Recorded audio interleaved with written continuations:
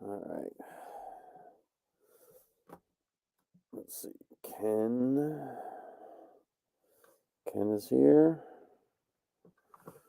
Comments on. We're on YouTube. How are you? Hey, Ken. How you feeling, man? I'm still run down from celebration. I think I can hear it in your voice. it's celebration and it's work. I still got 3 days till the end of the school year, so Oh my goodness. I'm dragging. And it's that mad rush to the finish, I'm sure. Yeah, well, yeah, and I think celebration took way more out of me than I planned. So, but I don't know if John is coming or not. Oh, there he is. I see him. There he is. Well, hello. John, fresh off of his con, whatever. What con was that, John? That was Colossal Con. The John Con? Yeah. But I am also coming down from the con crud. Yeah. Yeah, I took 2 COVID tests thinking maybe I got COVID, but no COVID, just old man being really beat. I got a sinus infection. That's what I think I got because I've had a runny nose since the last day of celebration. Did you wear a mask, John? Technically, I wore a helmet. Oh, that's not the same. Yeah. Nobody in Ohio has worn a mask in like 6 months. Yeah, celebration was a way more lax than I thought they were going to be. I think they meant to talk a great game because they wanted to create that illusion of safety and all that. But once the people showed up, man, it was probably going to be nearly impossible for them to police their policies. I mean, I would say at celebration it was probably 70+% wore masks most of the time. But then there was times like you were outside and you took your mask off to eat or talk, and then I found myself even being inside for 5 minutes and realizing I hadn't put my mask back on. Yeah. No. So there was maybe 5% there wearing a mask at Colossal.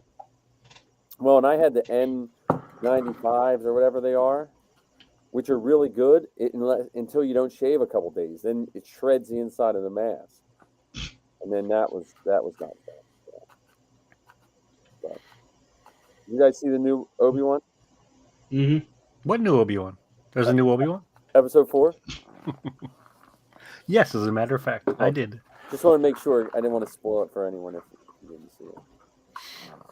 So yeah, Zoe got me up at 5 a.m. so we watched it. Oh boy. See, we got up early for the first 3 episodes, and Heather and I got up early for the first 2 episodes. I mean, when I say early, we were in front of the television at 3:05 a.m. Oh, jeez. Then the second episode I watched by myself, or the Right. third episode I watched by myself, and Heather watched it later in the day. And between that episode and the last one, we agreed that we were going to watch the last half of the season together. So we watched it after I got home from work. Oh, okay. Well, that's good. I am so excited about what they're able to create now. Oh yeah. I mean, when you watch just the latest episode, which was less than an hour long, when you watch that compared to A New Hope, the clarity and the brilliance and the depth and detail is mind-blowingly amazing. Yeah. Oh yeah. Well, and Toga's on TikTok. He should come over to YouTube. Make sure it's streaming. Yeah. Okay. Yeah. No, I agree with all that.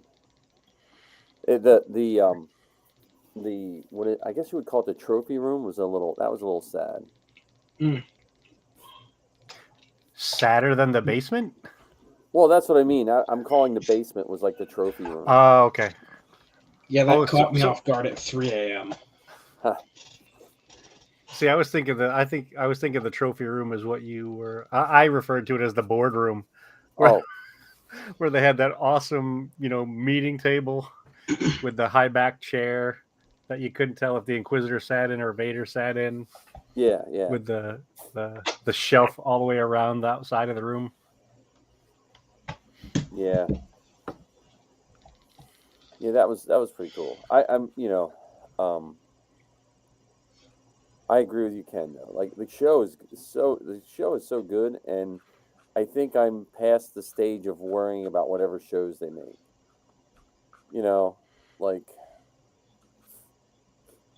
and you have to kind of live with. You have to wait. You can't. Some of these people are making judgments like on episode 2 before they see the whole thing. Well, I mean, people were making judgments based on the first trailer. Yeah, yeah, I mean, I can't believe this show's gonna suck because the Grand Inquisitor doesn't look anything like the cartoon. yeah, I mean, if you want to take it even further, people judge it off of the castings before we even see Yeah, anything. yeah, that is very true too. Like I wish I don't know how to do this. I wish I could do this if I could wave a magic wand and just get folks to remember that it's entertainment and to just let it be. Just let it be. Enjoy what you see, and if you don't enjoy it, find something else to enjoy what you see, and just allow it to go. Because everybody that's involved, and I don't know down to the person, but I would guess down to the person, at least related to Star Wars, they really, really, really care about doing the best that they can with this stuff. yeah. Oh, definitely. I mean, down to the folks who sew the um, the commoners' costumes together, or the people who build the little things that show up on a vendor stall, or the little door openers, or whatever.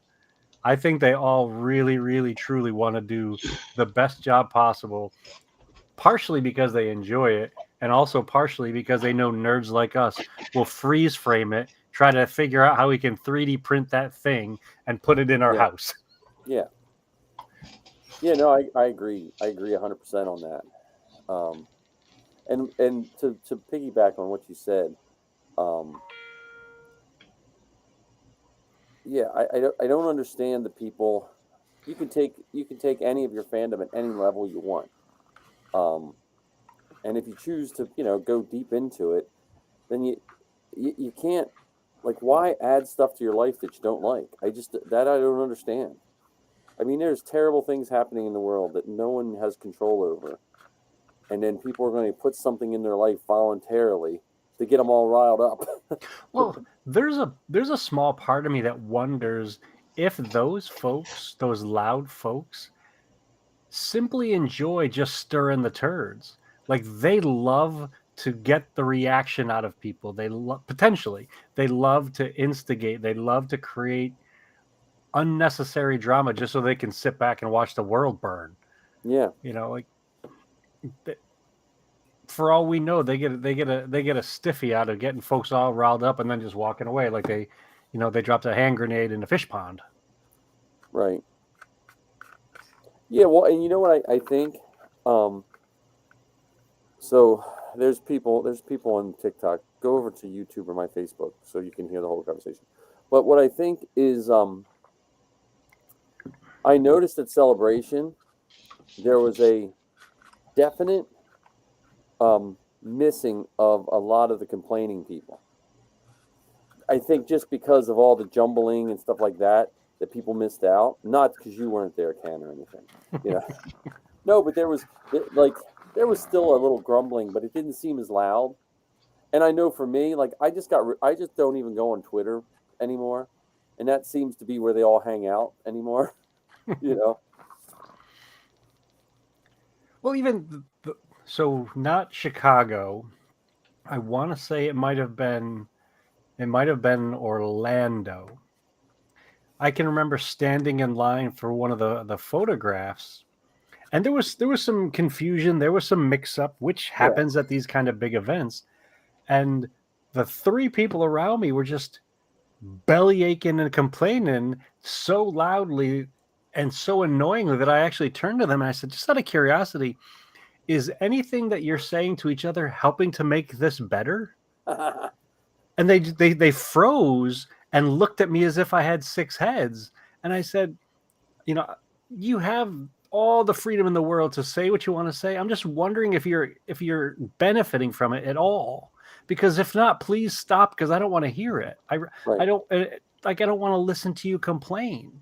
I've been here for 20 minutes and all I've heard you do is rain down, misery and grief on these folks that are trying to organize thousands of people at one time. So just and they're volunteers. Yeah, and they're volunteers.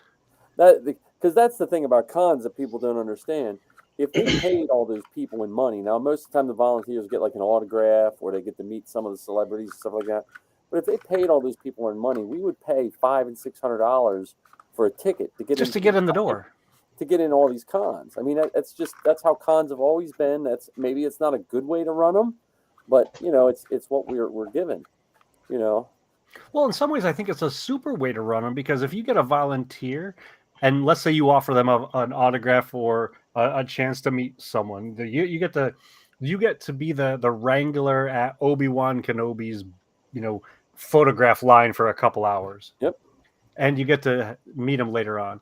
That means that the people who are going to go to those things are most likely the folks that are going to have an upbeat, optimistic enjoyment attitude of the whole thing. Oh yeah.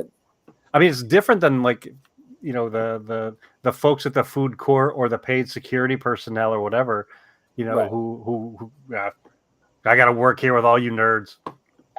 But the nerds who sign up for the volunteer, they get the staff T-shirt, and they have that chance of being involved in something that they're super excited about.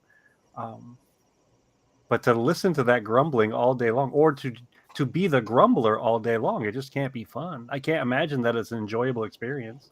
Well, and that's what, like I said, I think at Celebration there was a lot of those people weren't there, because I think there was a lot of people that just got mad because of the ticket jumbling around and stuff like that, and they were protesting it, and I noticed lot less grumbling. Like, we were in the queue line to possibly get in a room for like 2.5 hours, and everyone was just having, being goofy, So, how was Colossal Con? Did you notice any kind of grumbling over there, John? Different kind of convention. Oh, it was? It's an anime convention primarily. Okay. I just went because I needed to contest Mandalorian, and I had a couple of buddies who went, so I met up with them. But yeah, very different kind of convention. Okay. Well, Steel City's kind of that way.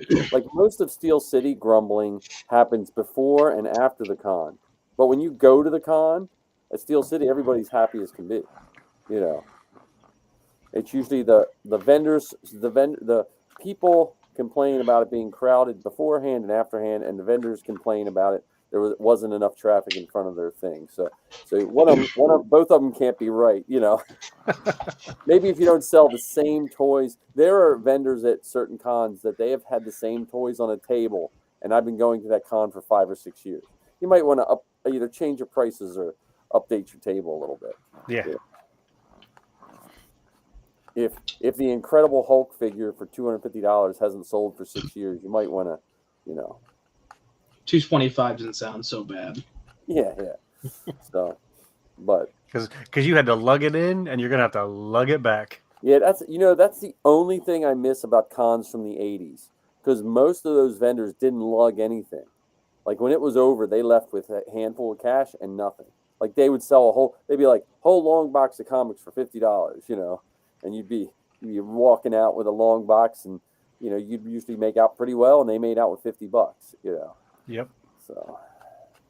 Well, now I think sometimes they're banking on the fact that folks are going to have this mentality of scarcity, and it doesn't matter what the price is; they'll just sell it. I remember the one year we went, and they had a Matchbox car. I think it was the QTKT droid, the pink one. Yeah. And so Heather bought it at one booth, and I want to say it might have been like $10 or $15. And normally those little cars in the store cost like $5 or $6. Yeah. And we walked around to the other end of the show floor, and somebody already had some there for sale for like $50. Yeah. and it had just been, released at the convention, and people were already, reselling it and attempting to get it for exorbitant prices. We went to it's related, but not Star Wars related. It's a convention related. So our oldest son Eric is a huge fan of sneakers, and so we went to a sneaker con in Washington D.C. We drove from Jersey to Washington D.C. and there were people selling sneakers for $800, $900, $1,200, $4,000, and they were selling boxes of Reese's Puffs, like the Travis Scott collaborative Reese's Puff box that you could go to the supermarket and pay $6 for. They were selling that for $40, $50, at their booths. Now, does your son walk up hills backwards? He shuffles. Okay. Yeah. My students, when we had a fire drill, they had to walk up back. I can't crease my sneakers. Yeah, he would. Well, he doesn't do it as much anymore. But he was a shuffler because he didn't want to crease it. He'd wipe them down whenever he came inside. He wouldn't step in the grass. So this kid knows his shoes. He's purchased shoes for $100 and sold them for $1,100. That's cool. That's good. I had a person at the mall the other day ask me to clean my shoes. They're selling those little, repair kits. I'm like, no, I'm wearing Vans. The whole point of them is to be dirty. I thought you had your boots on, your American flag boots. No, not during the summer. Those are winter. I pictured you with shorts and boots on all the time. Wow, you picture me often? I just picture Ohio people, No. When years ago when Missy and I we started running for a while, and I didn't have sneakers. I always wore Doc Martens. I just wore Doc Martens 24 hours a day. Like if I had shoes on, they were Doc Martens, and I was running in Doc Martens until she made me get sneakers. It's like, I'm not running around with you idiot in boots. It's not boot camp, geez Louise. No, yeah, I'm just recovering from that in school. I just need, this Monday cannot come soon enough. I just need to get my Tuscan stuff started, and get it all ready for what we're like 3 weeks, little 2.5 weeks away or something like that from Tuscan Con at my house. And then speaking of that, 6 of Zoe's friends coming to make Mandalorian helmets. The same weekend? Yeah. Okay. So I'm just 3D printing generic Mando helmets on the one printer. Okay. It takes 2 days to print, so it's gonna be a close, Well, nice. Speaking of which, when I come up, would you be willing to share your photos onto a flash drive for me? Sure thing. Because I was looking at all the things that you posted, from your celebration trip. And I'm thinking, I should save these because they're awesome pictures. And I'm like, it's going to take me hours to right click save every one of your photographs. I can even probably, we can do that. Throw them in a Google Drive. I have like 1,300, and Zoe has a bunch. God, I wish I would have taken more. Like I said, for every one I took, I should have taken 10 more. Yeah. And now my brain is like, okay, how can I get to London? That's been my last week of brain power. Well, oddly enough, the airline prices aren't that bad. It's like a third. It's like almost a third of what it costs to go to LA. Yeah. So, I mean, I think it's reasonable to go. And I mean, if you need a Sherpa, if you need someone to, hide in your luggage and carry your stuff around London, I'll do that. Yeah, E-Girl, that helmet is working. It's just I got to get done school, and I'm still doing con crud. I just have a lot going on next year, and my big thing is, it's more I don't want to jeopardize the following celebration. Like we just had the big meeting with the superintendent on how doom and gloom of money and pay and everything like that, and on the heels of that, I don't want to be like, oh. And by the way, I need to take some days off. So, but we'll see. But it's Easter weekend. Are you going to be able to take off another holiday well, weekend? see, the plus side, the way Easter weekend runs, that's our spring break as well. And we just got permission from the state. We found out this today that we can have asynchronous online learning to make up snow days. So if it snows, I will have a pre-made lesson plan that I can run. I'll teach from here in this exact room. The kids can show up, and then we don't have to make that day up. So that's the plus side, because then I wouldn't have to take extra days off because we have a relatively long spring break. But the three downsides is Safi won't be able to take off because she doesn't have spring break then, and I don't know what's going on with Zoe. Because Zoe graduates in December, she could have a real job, and if she has a real job, she's not going to have time off if she starts a real job in January. Unless her real job sends her to Celebration. Well, with the people we met, and I would say besides all the Star Wars stuff, every person we met, and maybe they were lying to us, I highly doubt it, but maybe they were lying to us. Every person we met that that worked for Lucasfilm that we knew or were introduced to, reached out a helping hand to Zoe. Like they were like, look here, put this number down when you apply and email me and this and that. And they were, so every time Zoe does something, hopefully she doesn't listen to this.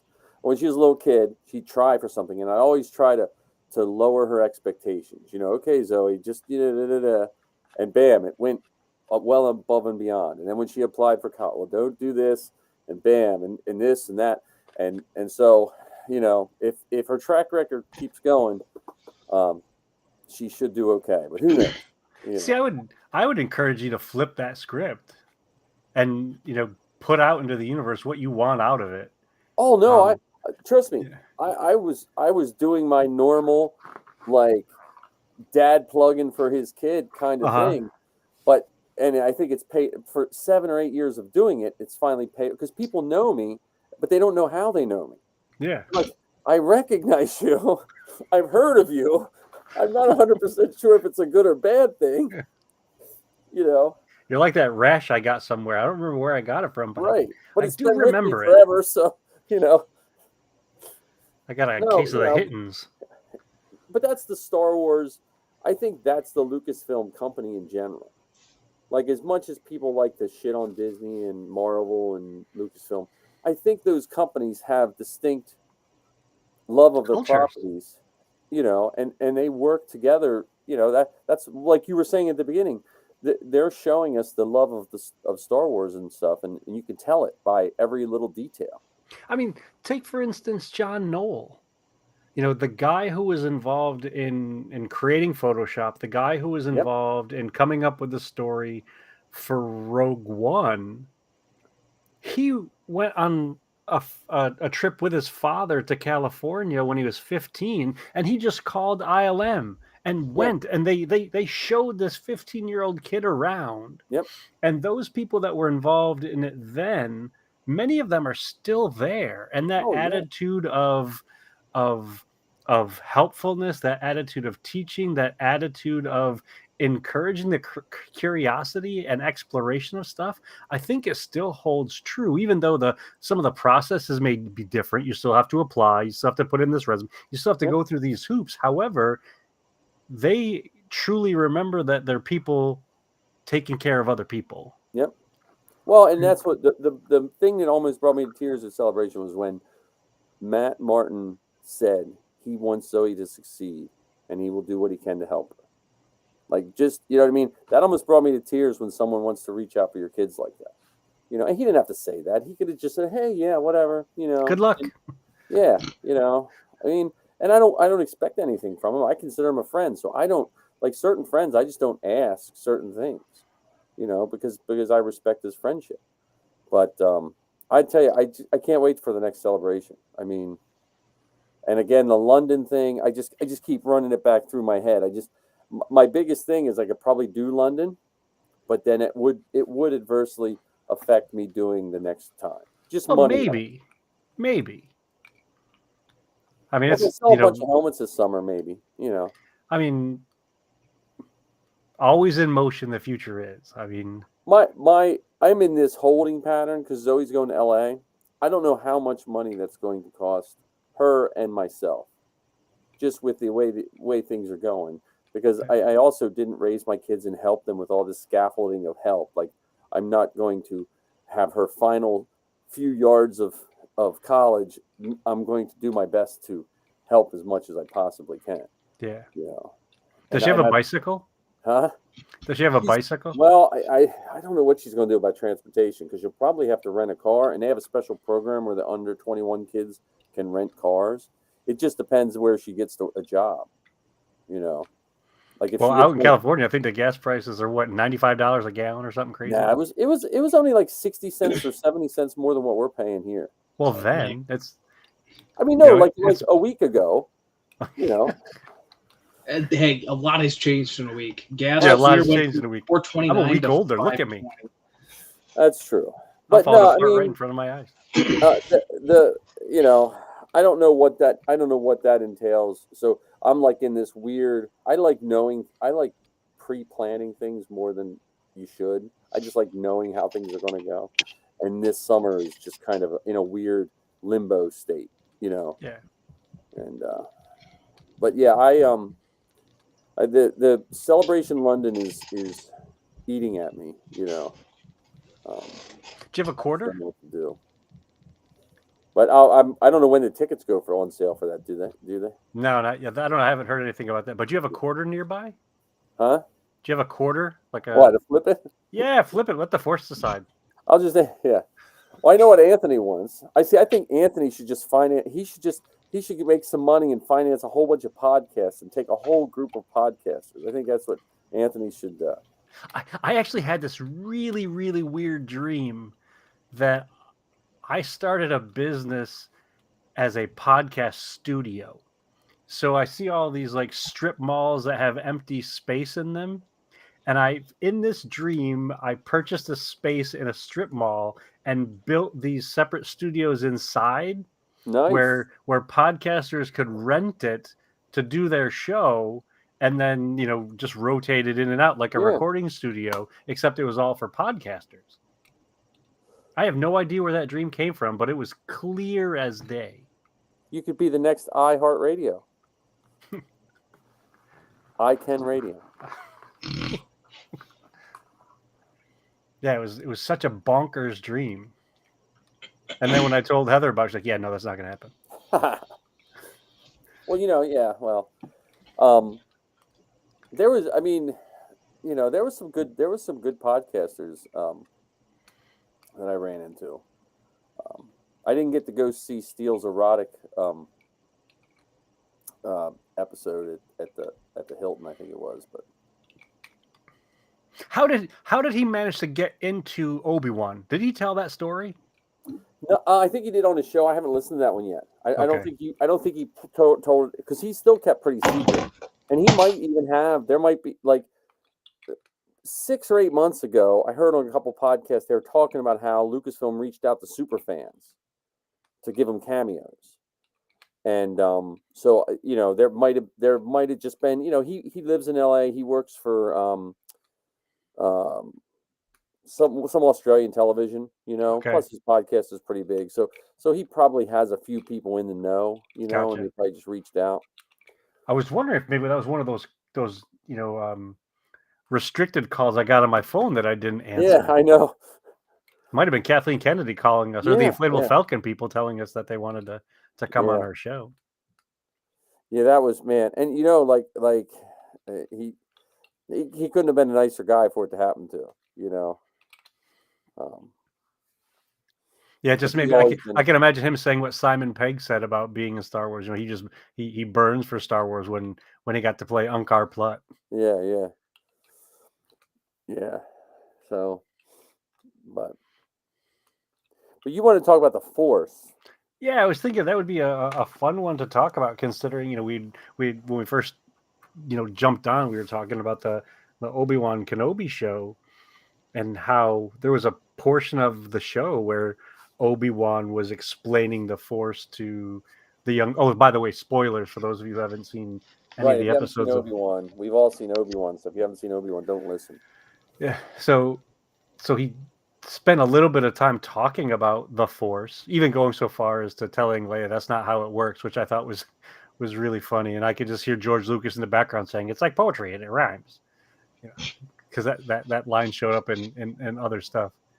But so Well, I think was it Dave Filoni at one of the panels at this celebration, or was I watching an old interview where he said they try not to over-explain the Force?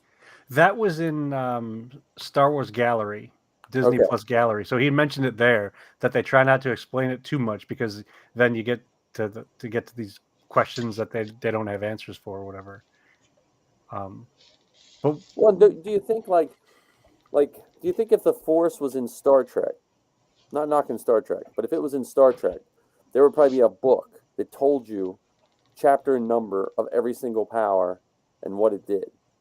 Oh, there would probably be that, and there'd be a way of measuring it. I mean, just like Lucas did with the Phantom Menace and the midichlorian count and stuff. Except I think they would go into detail in terms of giving you the schematic of how to build the machine to measure the force particles in whatever. Because I like the vagueness of the Force. Like, I'll be honest, like when I was a kid, I could care less about the Force and the Jedi. I was all about Han Solo, Stormtroopers, and Chewbacca. You know. See, I was always fascinated by the Force, and part of it might be because I liked fantasy kind of books too, Lord of the Rings and The Hobbit and wizards and witches and stuff like that.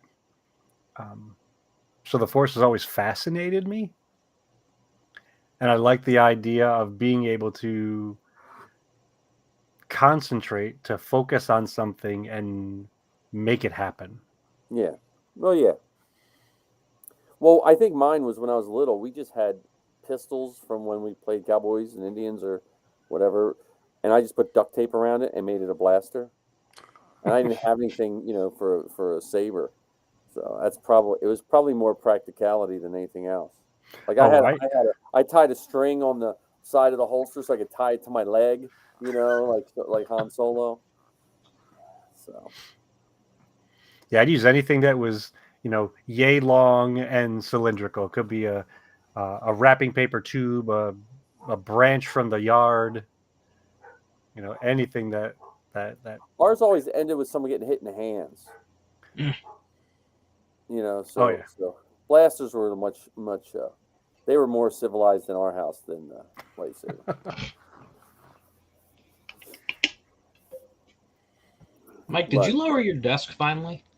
Not yet. I haven't. Honestly, I would say I slept more in the last week than I probably slept in the last month and a half. I came home from work and sat down and fell asleep, and my family looks at me because I never sit down, and they're like, "Oh, we just let you sleep because we figured you were tired," because the day after celebration, I was teaching, and if I wasn't up teaching when I sat down at lunch to grade some stuff, I could feel my eyes rolling back in my head while I was grading stuff. I was like, "Oh, I really got to get some sleep." Well, that's why I got one of those adjustable desks at work, because the same thing happens to me there. If I slow down for more than 15 minutes, I will get groggy and zonk out. Yeah. Yeah, I got a long list of stuff to do the week after school's out. So, yeah. Sorry to bring it off topic. You just seemed lower. No, I'm actually just sitting back. So I adjusted the desk a little. I had the CPU sitting up on something, so I adjusted everything a little bit. And I'm a little hunched over because these. I love my job, man, but the last couple of days of school are brutal, man. It's just, it's you would think it would be fun, but man, kids, they're relentless, man. Yeah. No, I don't think it would be fun at all. That's why I never became a teacher, because I didn't think it would be fun. I used to give a test on the last day of school. No. No. Well, no, I used to give a test, and then what I would do is I would take it, and the kids whose grades were low, I would grade it and see if it helped them. And the kids that had a high grade, I would just throw in the trash. Trying to give the kids one last. A gift. Well, spoiler alert, they really don't fail kids anymore. that in middle school they promote them. So if you fail everything, chances are they're still going to put you in your next grade. And that seems counterproductive, but I see the well, appeal. but I mean, I don't think it's the right thing to do, but that's just how it works. So I try to make most of the stuff I do, the kids at least feel like they learn something. I would rather help a kid get like a C than have them get promoted with an F. Gotcha. But I'm computer science, and in 2022 they still don't consider computer science an important subject. So we're still considered a special. So you're an elective. Yep. Well, middle school you don't get electives; you just get stuck in them. But yeah, technically I'm an elective. I'm the most computer literate person, teachers included, in my school, and I'm 54 years old. That should not be happening. I had 4 years of computer class when I was in school in the 80s, and I should not be the person that they go to for all their computer problems. I mean, I'm glad and I'm happy with what I do, but I'm thinking the 20-some-year-olds should be really much better at computers than they are. Yeah. Well, they might have the technology piece down, but they may not have the teaching part down. Yeah, but I'm at the point now where it has to go hand in hand. You can't be a 21st century teacher and not have a little bit of technical skills. And I'm not talking like computer I'm talking like, basic. I plug my computer in and the monitor's not, it's just like, it should, I don't know. I guess I'm glad because it keeps me employed, but you show them a remote mouse and like, woo, magic. Well, the good thing is your position's not going anywhere anytime soon, so job security. Yeah, well, I don't know. Doesn't keep his sanity safe though. That's what we're for. I wish I still taught. I used to teach podcasting and Photoshop and stuff like that, which was really neat. But this week, unrelated but kind of related, I got to go to a robotics. I got to be a speaker for the 5th grade gifted and talented kids about robotics. So I thought that was pretty cool.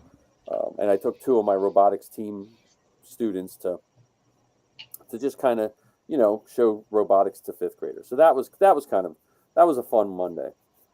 Oh, that's awesome. So, and robotics, for me, robotics came out of Star Wars. I mean, like I think of when I first saw R2-D2 and C-3PO, man, that was crazy. Well, think about that. Flash forward to today, they create robots that go in hospitals that deliver stuff from the storeroom up to different units that can travel down the hallway, get in elevators, get off elevators, and bring the thing to its final destination. Yep. Well, and I showed my 8th graders there's AI now they're working on, self-learning AI that studies all medical journals.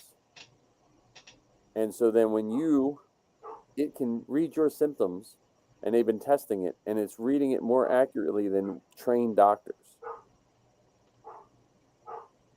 Wow.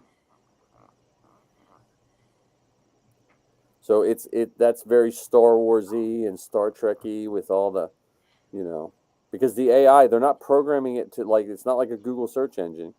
They're programming it, hey, this person has this symptom, and then they teach it to do its own research. And so every time it gets a new person, it gets smarter.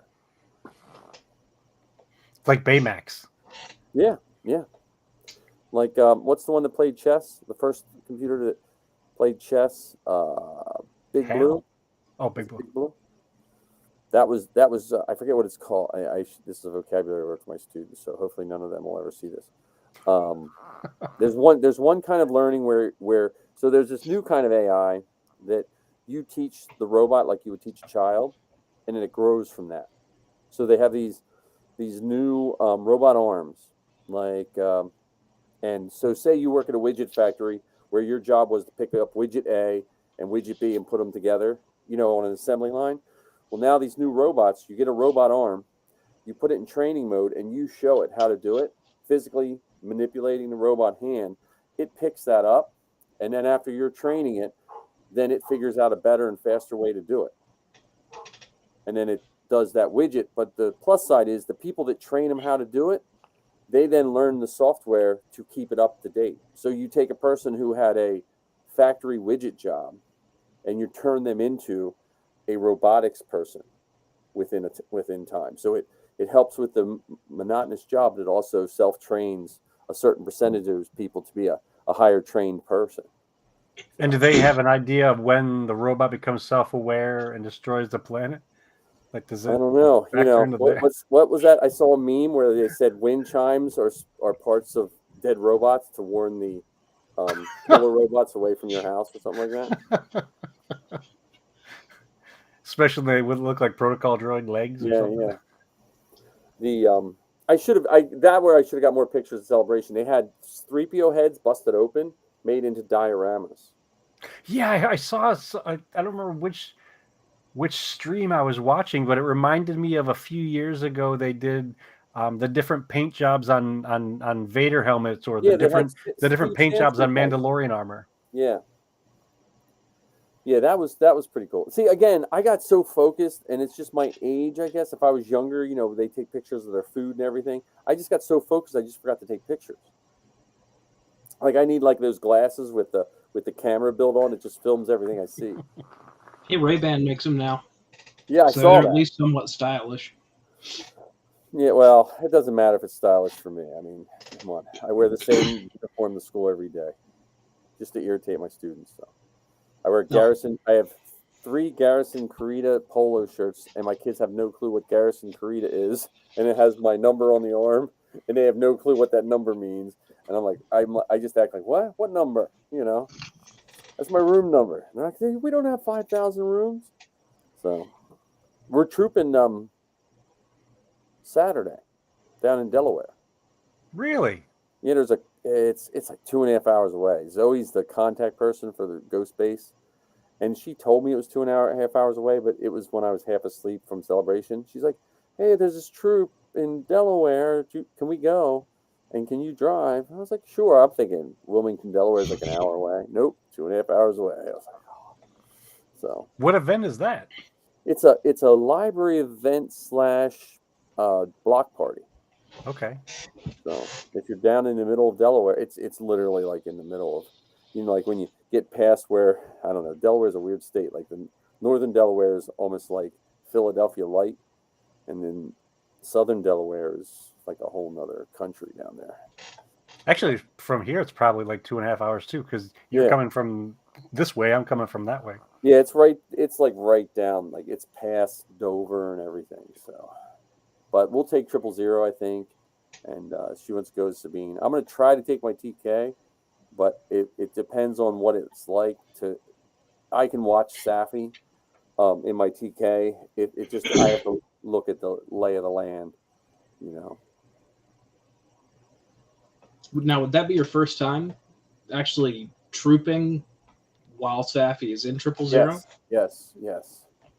Because but what's nice about my regular TK armor is I can whip that off pretty quick if she needs help, and it's only a 2-hour troop. So once I get her suited up, the only problem with trooping we did like a 15-minute troop one time where we all suited up, but when I put her in her suit, usually I'm drenched in sweat, and then I stick my TK on, put that helmet on. It's like insta fog, just suiting her up. So, but that's Friday night. I gotta print a new arm. She tore an arm piston off at Steel City, so I gotta print a new arm piston tonight or tomorrow and fix that. But I was hoping for an Afra or something in Obi-Wan.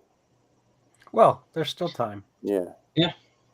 Because my only complaint or reservation with Vader, and I don't care because they're going to do it right. So but initially was, to me, less Vader is better Vader. Like I don't want I don't want his power to be diminished because he's always getting defeated. Like I was hoping, I was happy to see him knock off a couple townspeople, and kill another kid. What? yeah, well, why not? No, but I mean, like I was hoping he'd fight another Jedi. Like I was hoping he would like make quick work of another Jedi. To be fair, he didn't lose. No, he did not. He did not. But that's where I was hoping like Afro would have been like a really cool like intermediary between like the. Well, I think the challenge by putting Afra in is it has the potential to take some attention away from Reva, because Afra worked with Vader. That's true. Just like the Inquisitors have worked for Vader, just in a different capacity. Yeah. And Afra's purpose was to go find trinkets and things, and I'm not sure if that kind of storyline fits into this, because the Inquisitors are looking for people. Yeah, that's true. I'm curious. It's good. I mean, everything surprised me with Kenobi, and everything has surprised me except for the Mole Man. I was hoping he was good. I was hoping he was going to be a good guy. And then I saw that Imperial logo on his truck. I was like, oh, we're screwed. And that was some 501st members in the TKs as well. Really? I think Jeff, I forget his. I actually know him because he does a white protocol droid, and a couple years ago he bought some shoes from me, but I think he was in it. I don't know which ones. Like, I don't think it was the guys who climbed in and sat down, because all the 501st guys were like, "This show's unbelievable. You can't sit down in TK armor," But, well, obviously they showed him sitting down, so they must have done something. Yeah, you can't listen. There's a couple guys. There's Trey Walker in Delaware. I saw him do a cartwheel in his TK. So if you're like John's a thin guy. If you have a perfectly fit for you, you're pretty mobile in that suit. Most of my immobility is just because I'm too fat. That's what it is. So, and I told you guys, I saw the Ruby stand for the new that took over a Novos. No. Well, I think you may have mentioned it in brief passing, because I don't know what I was talking about last week, honestly, because I don't drink alcohol. So when I take NyQuil, that's like knocking me out. But it's like, I forget what the company's name, New Novos or Novos, I don't know. But very nice people, and so they owed me $400 for Rogue One costume. Soft parts. Yeah, so they give me a card. I emailed them as soon as I got back, and they said, we'll give you any helmet we have in stock. And their helmets started like $600. So it was a toss. I said, which two would be? I said, do you have the Mandalorian in stock, and do you have Sabine in stock? And they said, we have a Mandalorian in stock. We can send you one now, or we can send you Sabine in July. So I was like, you know what? I think I'll take Sabine. So, because I was going to take the Mandalorian, but I have the Black Series, which is nice. Yeah. But their helmets, they're going to send a Sabine to me. So, as long as they send me a Sabine, then I'm fine. They also said they were going to send you Jyn Erso parts too. Well, so the guy was telling me they had all this stuff, and I thought it was for sale, and he said, no, Disney. Now again, this could just be a PR line, but he was saying that Disney, part of their agreement to buy out the Novos thing was they had to make right with all the Novos stuff, and their main job there was to let people know that they're there to make things right. So I just give them my order number. Luckily I PDF'd all my order numbers and had them. When I thought it was going a little long, I was like, you know what, I'm gonna PDF these, and they were cool about it. So figuring it would take a Novos like 3 weeks to get back to you about anything. But they sell a neck seal. I would highly recommend it, because it looks like it's the Novos neck seal. I would highly recommend that neck seal to anyone that does a TK. What do you think about the Black Trooper in I thought it was awesome, and even though I think it's related to Jedi Fallen Order, the video game, I paused the screen because I'm a dork like that. Yeah. And I don't think it is that trooper that's in the Jedi Fallen Order. That's what I thought too. Like the helmet, So I watched some of the YouTube videos after Kenobi where they do the Easter eggs and things you may have missed and stuff like that, because I'm a dork. Yeah. And they had referred to that trooper as a Purge trooper, but the Purge trooper in the game has a different helmet. So I was very, very interested in that trooper.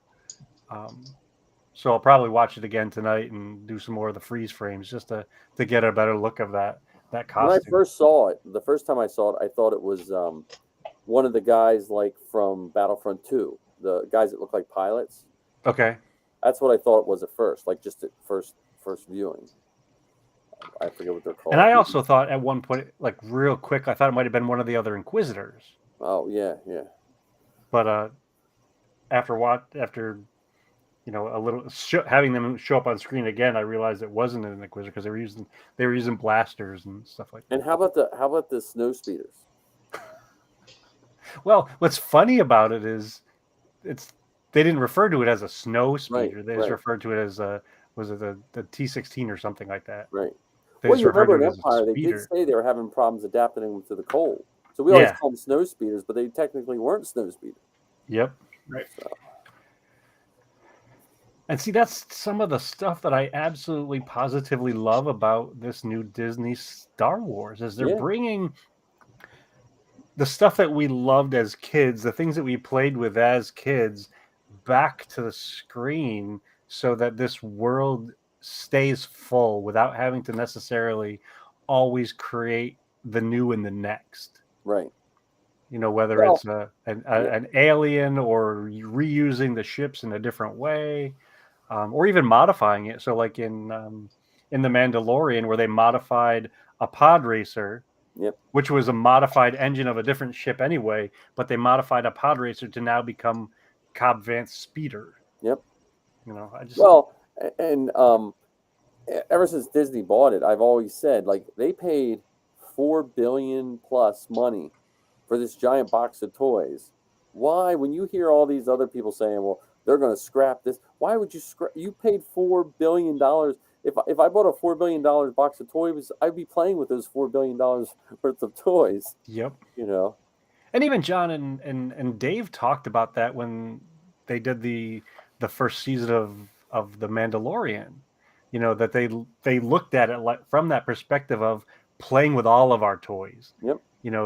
These creatures that were in the background in this movie, we're now going to put front and center in a way. So I'm interested to see if more of the aliens show up. So are we going to see Rhodians? Are we going to see? I mean, they've done a wonderful thing with the Jawas and the Tuskens. Yep. Hammerheads, and they can put them front and center, or they can roast them on a spit roaster. Yeah. Well, I liked. Well, look what they did in Rebels with the troop transport. The least most desired toy in the 80s. Like, everyone that got one of those either got it when no one else could find another Star Wars toy, or it was that aunt that just knew you liked Star Wars, And they took it from the cartoon and smacked it into The Mandalorian. Yep. Yeah. It's or how about the Blurg? Oh yeah. That creature was in the Ewok movies from 1980s. Yep. And then it showed up in the cartoons, and then it showed up being ridden by Quill. And then they also made it purposefully, even with their technology, they give it that little bit of an animated gait, like the Ewoks. Like, because they could have made that thing look, and it give that little, Well, even to the point where they were close-ups of it, and you would have thought it was just as real as the Brontosaurus from Jurassic Park. Yep. And to me, that's witchcraft and wizardry. That's the magic now of movie making, where they're able to put these things on screen, and even with a high definition television, you pause it and you get really close. Yep. It looks real. Oh, that Bantha, man! I feel bad for you guys. That live action Bantha was almost worth the price of admission. I heard that there were people in it. That it wasn't a robot. That it was. Oh, really? That it was puppeted by actual people. That's what I heard. I don't know if that's true. I think from what it might have been puppeted in the movie, but there, I I would highly doubt it was because it was almost like clockwork when it was moving. Okay. Like I was filming it and I missed the first part. I just waited a couple and it just kept And it's cycling. okay. So, Okay. but maybe in the show it was puppeted. They Okay. might have just put some servos in there just to move it. Gotcha. But that thing was beautiful. Like that, you know, like if someone said pick any Star Wars prop right now, that's the one I would want. Because it would just be just big enough you could put it in your basement in your living room. You know, like it would take up the whole corner, but you know, it would just make you smile when you come downstairs. Especially if it has the sounds. I mean, if you could, if you could program the sounds, you know. So. Hey Betty, it's Betty the Bantha. You got to pet it before you go to bed. But that was you know, that was pretty good. Now, the setup, the physical setup of that space, was it kind of like a maze to get to the big circle? So you went in. You first went in this little room, and there was like I think there was an R2 in the display case, the Cyclops gangster guy with all the electronics was in a display case, and some robot that I didn't really recognize in a display case. You went in there and you waited for a couple minutes. Then they took you and put you in a queue. And then when you came out of the queue, they had a place where they'd take a photograph of you, and like they took a picture of me and Zoe. It's like says the Mandalorian experience. And then the room was just a giant room, and the centerpiece of that room was the Naboo fighter. Okay. And everything else was just around the edge. Like it was very reminiscent of when the Franklin Institute does those things, you know, like they'll have the Marvel special exhibits and stuff, and Harry Potter and stuff like that. Very reminiscent of that, but just bigger. Okay. And it was packed, like everything was just packed. Like they had it set up beautifully, but you couldn't, you know, like in the center was a Naboo fighter, and then there was a little island with like Black K and some stormtroopers, and then there was another island with I think it was Bo-Katan and some other ones. There was like 3 or 4 little islands, but the Naboo starfighter was like the big center. It was just really neat. It was neat to see the wig work. I never realized how many wigs they used on that show. Well, even so, there was in New York City a few years ago. Heather brought me to an event up there where it was just the costumes, and very similar to that. The details and the intricacies of the costume. So, for instance, Padme's funeral gown, the amount of sequins that are on that costume for a scene where she's only in it for moments, or even Palpatine's robes and stuff when he was a senator, and there was embossing on the velour or the felt or what, not felt, but the velvet, whatever his costume was made of, was so delicate and detailed that there's no way you would be able to see that level of detail in the movie, but to see it up close is mind-blowing. Yeah. But don't you think that's what makes it kind of timeless? Like if you look at science fiction from the 70s, Star Trek included, their uniforms look like they're poorly made. You know, it's just, I mean, and the sets too. And that's just how everything, it wasn't knocking them. That's just how they're like, look, we got, and George Lucas was like that detail is what kind of keeps it alive, because it looks better on film, even though you can't see it. Like you said, like you can't pull that detail out of those old film, you know. But now when they get made high def, they still don't look that bad either. Yeah, and the fact that they're willing to put that stuff on display so quickly, so soon, is just a wonderful testament to the desire for them to show and share with the fans. Like this is the suit that was worn. This was the dinner plates. This was the robot. They had the Rancor's head, like the big head right there, you know. And they were like, well, sorry, we can't bring everything because we're still using some of the stuff. Yeah, you know? Which is just, that in and of itself is cool. Yeah. So the all of that stuff was beautiful. Like that, we tried to get in to go a second time, and it's just filled up. Like Zoe had it queued up for as soon as it was open, she got us in, but it filled up. Like they could have probably kept that open 24 hours a day, and people still couldn't have got in. You know, and they were nice because they didn't they didn't pack people in. Like after so many people left, then they queued people, and most people, you know, you spent as much time as you wanted to, but people weren't being jerks about it, you know, like just hanging out. That's cool. Nothing. So it was. I could see that sort of stuff, you know, being part of an ongoing touring sort of thing, like at the Franklin Institute, or you know, at whatever Lucas's museum is going to be when that opens up. Yep. Well, and Franklin Institute did a Star Wars thing. Yep. Years ago, so that's they're probably about due for another one. And what I think would be kind of neat is if we got enough Star Wars costumers who would be willing to do that kind of a thing at a con, not to show up in the costume, because I think that's cool in and of itself, but to have the costumes on display for folks to come in and see, almost like an armor party but different. Yeah. Oh yeah. You know, I've said we used to do a costume panel at Steel City, and I didn't like it because we were all standing in costume, and it eventually turned into one person telling how much they spent, you know, and then it just became like almost like a bragging. My Vader cost $5,000, and my this cost, you know. But I've always said it would be nice to have like a panel where you like talk through suiting up a TK and have a TK suit up while you're talking, you know, or like you said, show them the pieces, because everyone puts so much effort into their costumes, and some of it's just funny to see. You want to see some, and you see the inside of a TK, and it's just like layer and layer of duct tape, you know, like, well, that failed back in 1997 when, you know, or whatever, you know. Why is there bubble gum in here? Is this what is this holding together? So, because my one arm was taped for the longest time because it popped during a Weird Al concert.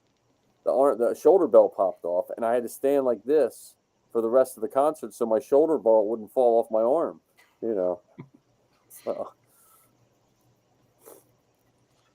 One of the other things I think is cool about having those costumes on display, especially for folks like the three of us, is we're able to then see how it's built so that we can then go and either replicate it or modify it to something else. Yep. You know, so this is like, for instance, the shoulder bells on the Mando, they're actually attached with a strip of webbing, so it allows the shoulder bell itself to flap around freely, so you can move your arm, and so it's not actually attached to your upper arm. It's attached to a strap that's then attached to your vest. So it allows that shoulder bell to move as you move your arm. But if you look at just the person on screen, you would never know that. You would never know how all those parts go together. Well, that's how, like, I have Sabine's, Zoe's Sabine. It's a snap at the top and a snap at the bottom, so it moves freely. Because a lot of people would attach it right to the shirt, and then that's what makes them pop off. You know, that's like, I would love to have, like, I would have loved to just them take one costume, like I took pictures of the Cad Bane, his helmet, all broken apart. I love that. Like, I wish they would have done that with more, because there's some good files to 3D print Cad Bane. And I'm like, man, I could 3D print the blue part in that soft rubber and 3D print everything else in solid, put some magnets in it, and, you know, put a Cad Bane helmet on. Because the problem with the Cad Bane masks like this one, you have to make it really big, and then your Cad Banes start to look like bobbleheads. Because you make a big head, and then you have to make a hat proportional with it, and he gets a little large. And all of those props that go with it. I don't mean necessarily the blasters and the swords and that kind of props. I mean the dishes and the storage units and the crates and the wind chimes, or even the Tusken Raider necklaces and stuff. You know, somebody sat down and doodled it. Then somebody handed that doodle to somebody who molded it or carved it or whatever, and then it shows up on screen for us to enjoy. One of the things I would like to make for my Tusken, and I don't know if I've ever said this out loud, so I'll say it here. Do you remember the episode? I think it might have been Attack of the Clones, where Jar Jar was the senator and he had that long necklace, that long pendant. That's what I want to make for my Tusken. I want to have my Tusken have a medal that looks like the one that Jar Jar wore as a senator. Nice. And I was thinking about either carving it out of Sintra, so stack some Sintra together to get that thickness, and then cut it out, or even cut it out of EVA foam. Yeah. And then seal it with plasti dip and then paint it and stuff. Because then it would be lightweight and it wouldn't weigh 3 pounds or whatever. Nice. I liked all the accessories for the Mandalorian too. I was thinking of John. I was like, you need to get that little pistol. Do you have a Derringer, John? I don't have Din Djarin's Derringer. Well, that's the French. Weren't they the French Liberator or the French something? They dropped them out of airplanes, and the French resistance that shot one bullet. You're supposed to shoot a German in the head and take his weapon, if I remember correctly. Oh my goodness! And I don't remember ever seeing on screen those other tools, those other things that he. No, I didn't either. It's kind of like the parts that were in Boba Fett's pockets on his pant legs. Like those showed up in toys and stuff, but I don't remember him ever using them for anything on screen. No, and you get the guys, the Boba Fett purists, that buy the actual paddles and the real things that Yeah, there's a whole Facebook group. I think it's called the Props of Star Wars or something like that, and they'll get down to the very specific Graflex, flash handle that was used for the lightsaber, or there were special bulbs that were attached 6 in a row for the security camera in the Death Star. Oh, like they were these plastic things you would put a slide in. And you would look at one slide. Yep. I had one. When I was a kid, not for Star Wars. I just had one as a slide thing. You had it for its intended purposes. Yeah, Howard. Back when that's what it was used for. He's old enough to have used it for that. I know. No, all my real dad's pictures from Vietnam were in slide form, and so I had it up till like I was like 30, and I don't know where it went. It's We were actually, because it had a battery in it. When you pressed it, the slide, it would light up. Contact hit the battery, and it was very primitive. It was, but Howard Brown, who does the Cylon, and he also does the white Boba Fett. He's one of those guys. Like, I remember when he was getting rivets for his white Boba Fett or something, he ordered the actual ones they used from England. Like, he was ordering the actual pieces that they used. Oh my goodness! But he has tons of them because he had to order bulk of like a lot of this stuff. Like, the only thing I ever did that for was I have the counter that goes on my blaster. I ordered that and the scope from England to put on my E11. I think the three of us should make a documentary about preparing for and going to Skywalker Ranch. So Kathleen Kennedy and Pablo and Dave Filoni, who are listening to this episode, I want them to know that we want to go to Skywalker Ranch and be able to meditate in the archives with all of this stuff around us. Yeah. Heck, I'll sleep in the archives just so I get to see all of the amazing things that they have tucked away in there. Marty's been there. I'm shocked you didn't say to steal the director's cut of episode 1. No, in my custom van. Marty went there. A bunch of guys went, like 3 or 4 guys went back in 07 or 08. They let them in and they got to go look around and stuff like that. So I have to get him to ask Matt Wood. Him and Matt Wood are friends. Like, well, Anthony's friends with one of the guys who works at Lucasfilm now, and he's done a lot of the digital stuff, a lot of the video game stuff, and his name has shown up in the credits of The Mandalorian and is it like Tez Chorba? Oh no, I was thinking of who's the guy who did all the music for the games, and he hosted a couple of panels. Oh man, his name is slipping me now. But he's an exec at Disney because I've run into him to the last 3 celebrations on the street, and I've always forgot his name. And I was like, "Hey, how you doing?" Not DJ Elliott. No. I forget his name now. I don't know. But he was like a sound guy for them for the longest time.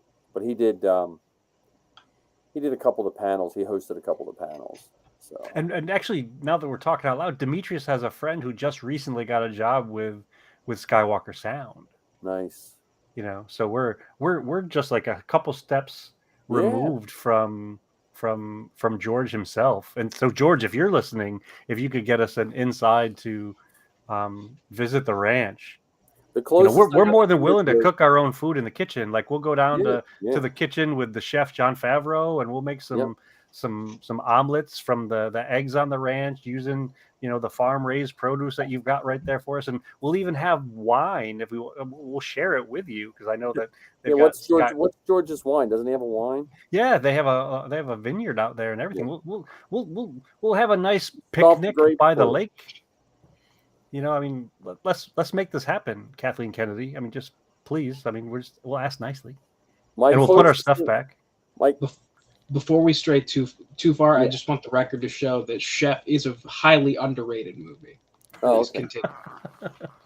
Well, the closest I am to George is that his people showed George Zoe's episode of our Star Wars story. That's what we were told, and Matt Martin said he liked it. So. That's my closest.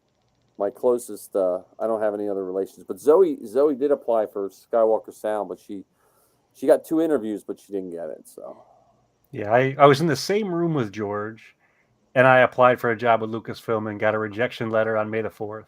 Well, there you go. Yeah, I got to find that and print it out and share it with you guys. Oh yeah, that would be. I'd have that sucker framed. So.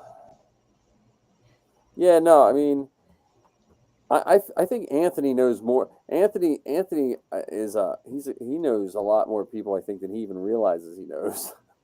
Well, I think too. He may be afraid that if he were to tell me and or us that we would lose our minds. He worked with Hasbro. He and Demetrius both worked for Hasbro on different toys. Anthony worked deliberately and specifically on Star Wars toys, and Demetrius worked on some Jurassic Park stuff. Yeah, they worked with a lot of those famous makers like Jim Swearingen and Doug Boudreau and folks that made these things that we play with and hunt after now. See, Anthony has to go up and visit Jordan up at Jordan's place because I think him and Jordan would have a blast. Because if Jordan let him down in the basement, Anthony would lose his mind too. 12 back Vaders still in the card. We should film an episode from Jordan's place. Yeah, I know. With Jordan, get Jordan's yak face back to him. So that's a whole nother adventure. We have a giant yak face in Marty's garage. I'm trying to get back to Jordan. That's one thing that I should have. I should have molded that head before we painted it. He's only open on Saturdays, right? Yeah, he's only open 4 hours on a Saturday. 1 to 5 or something like that. I'll be so unless he has a special appointment. Yeah. That's a nice town. It's like it feels like a beach town, but it's not really a beach town. It's near a lake, I think. It feels like like you go to like the Jersey Shore kind of town vibe, but it's pretty nice. It's just a hike because we have to drive. It's like a 4 hour or a 3 hour drive, I think, for us. One way? Yeah, depending on the traffic. I think I've got there in 2.5 hours one time. The one time we went up there and then we stopped by Smith's Secret Stash store. Yeah. In Red Bank? Yeah. Yeah, so that was like an all-day trip there. So. Well, we started talking about the Force. Yeah. It was mentioned. But I like, for me, for the Force, I do like to go back to the Force. I do like that they kind of just let it be organically with whatever they need it to be. You know what I mean? Like, unless you're watching the show and not understanding anything, Leia's using the Force more than Obi-Wan in every episode. That little kid, you know what I mean? She doesn't even know she's using the Force, you know? Well, what are your thoughts on the idea of the Force having light side, dark side? You know, kind of where Luke was going in Rise or the Last Jedi. What are your thoughts on that idea? See, when they say balance of the Force, when I was a kid, I thought balance of the Force meant, hey, 4 bad guys, 4 good guys. That's a balance. As an older person, I think of a balance, like if your body systems are in balance, it doesn't mean I have half my body's cancer and half my body is not cancer. It means everything's working how it's supposed to be. And I think to me, I look at the Force, as much as you want to say it's evil, I think the Force is more of just a magnifier of who you are. If that makes sense. Yeah, I can understand that. One of the things I do find interesting about that was, I'm sorry. Go ahead. I'm sorry. I didn't mean to interrupt you. It goes back to the cave. Like Luke took weapons. If you take weapons into the cave, you're either taking them as an aggressive stance or you're taking them because of fear.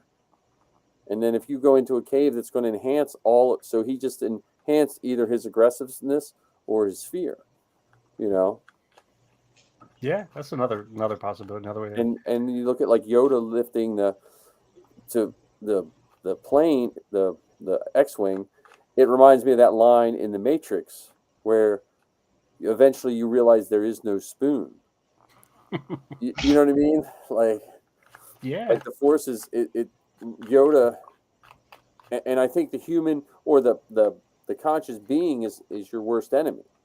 Like lifting that is no harder than calling your lightsaber, but you have to fight. You have to unlearn what you've learned. Because without the Force, that ship is way heavier than the lightsaber. But with the Force, it doesn't matter. Yep. You know, in my opinion. I do find it interesting that they Revenge of the Sith, they talk about, you know, using the Force to prolong life. Yeah. And that was in that movie viewed at or positioned in such a way that was a bad thing, that was an unnatural thing. Yeah. Yet in The Mandalorian and in Rise of Skywalker, the Force was used to do exactly that, yet it didn't have the connotation of badness to it. Right. You know, Grogu healed Grief Karga. Grief Karga. So he used the Force to prolong Grief's life. Yep. Rey used it to heal that, you know, snake dwelling thing, the cave dwelling snake, and she used it on Kylo Ren, and it wasn't seen necessarily as a bad thing.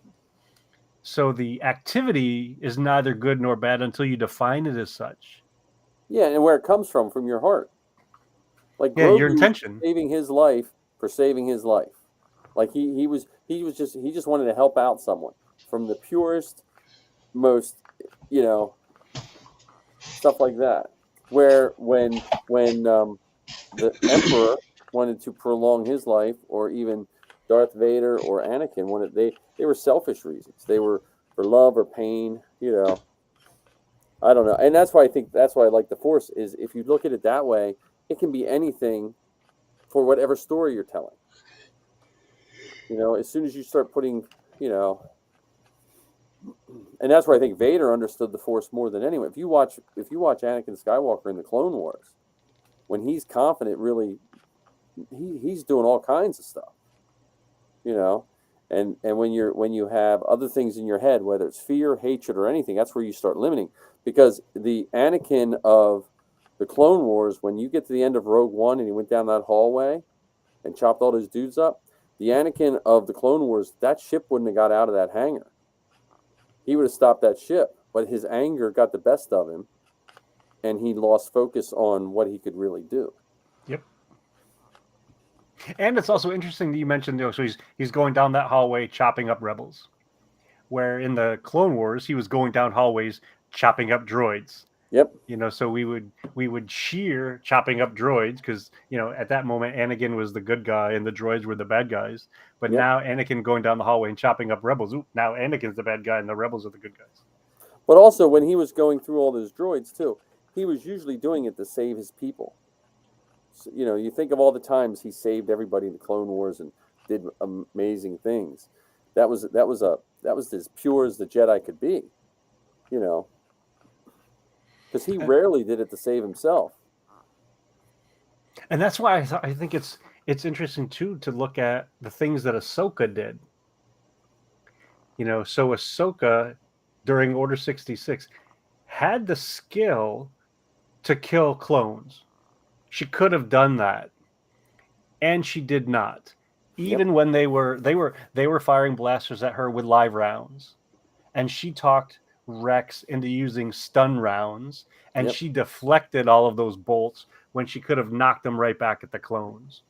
Whereas when you watch the other Jedi who were defending themselves or their Padawans during Order 66, they were using it to neutralize the clones and to some cases even killing them in their own defense. Because I'm going to guess in that moment they were scared. I also think with the other Jedi, I know we're getting off, but John's our Revenge of the Sith expert. I also think a lot of them were killed by pride,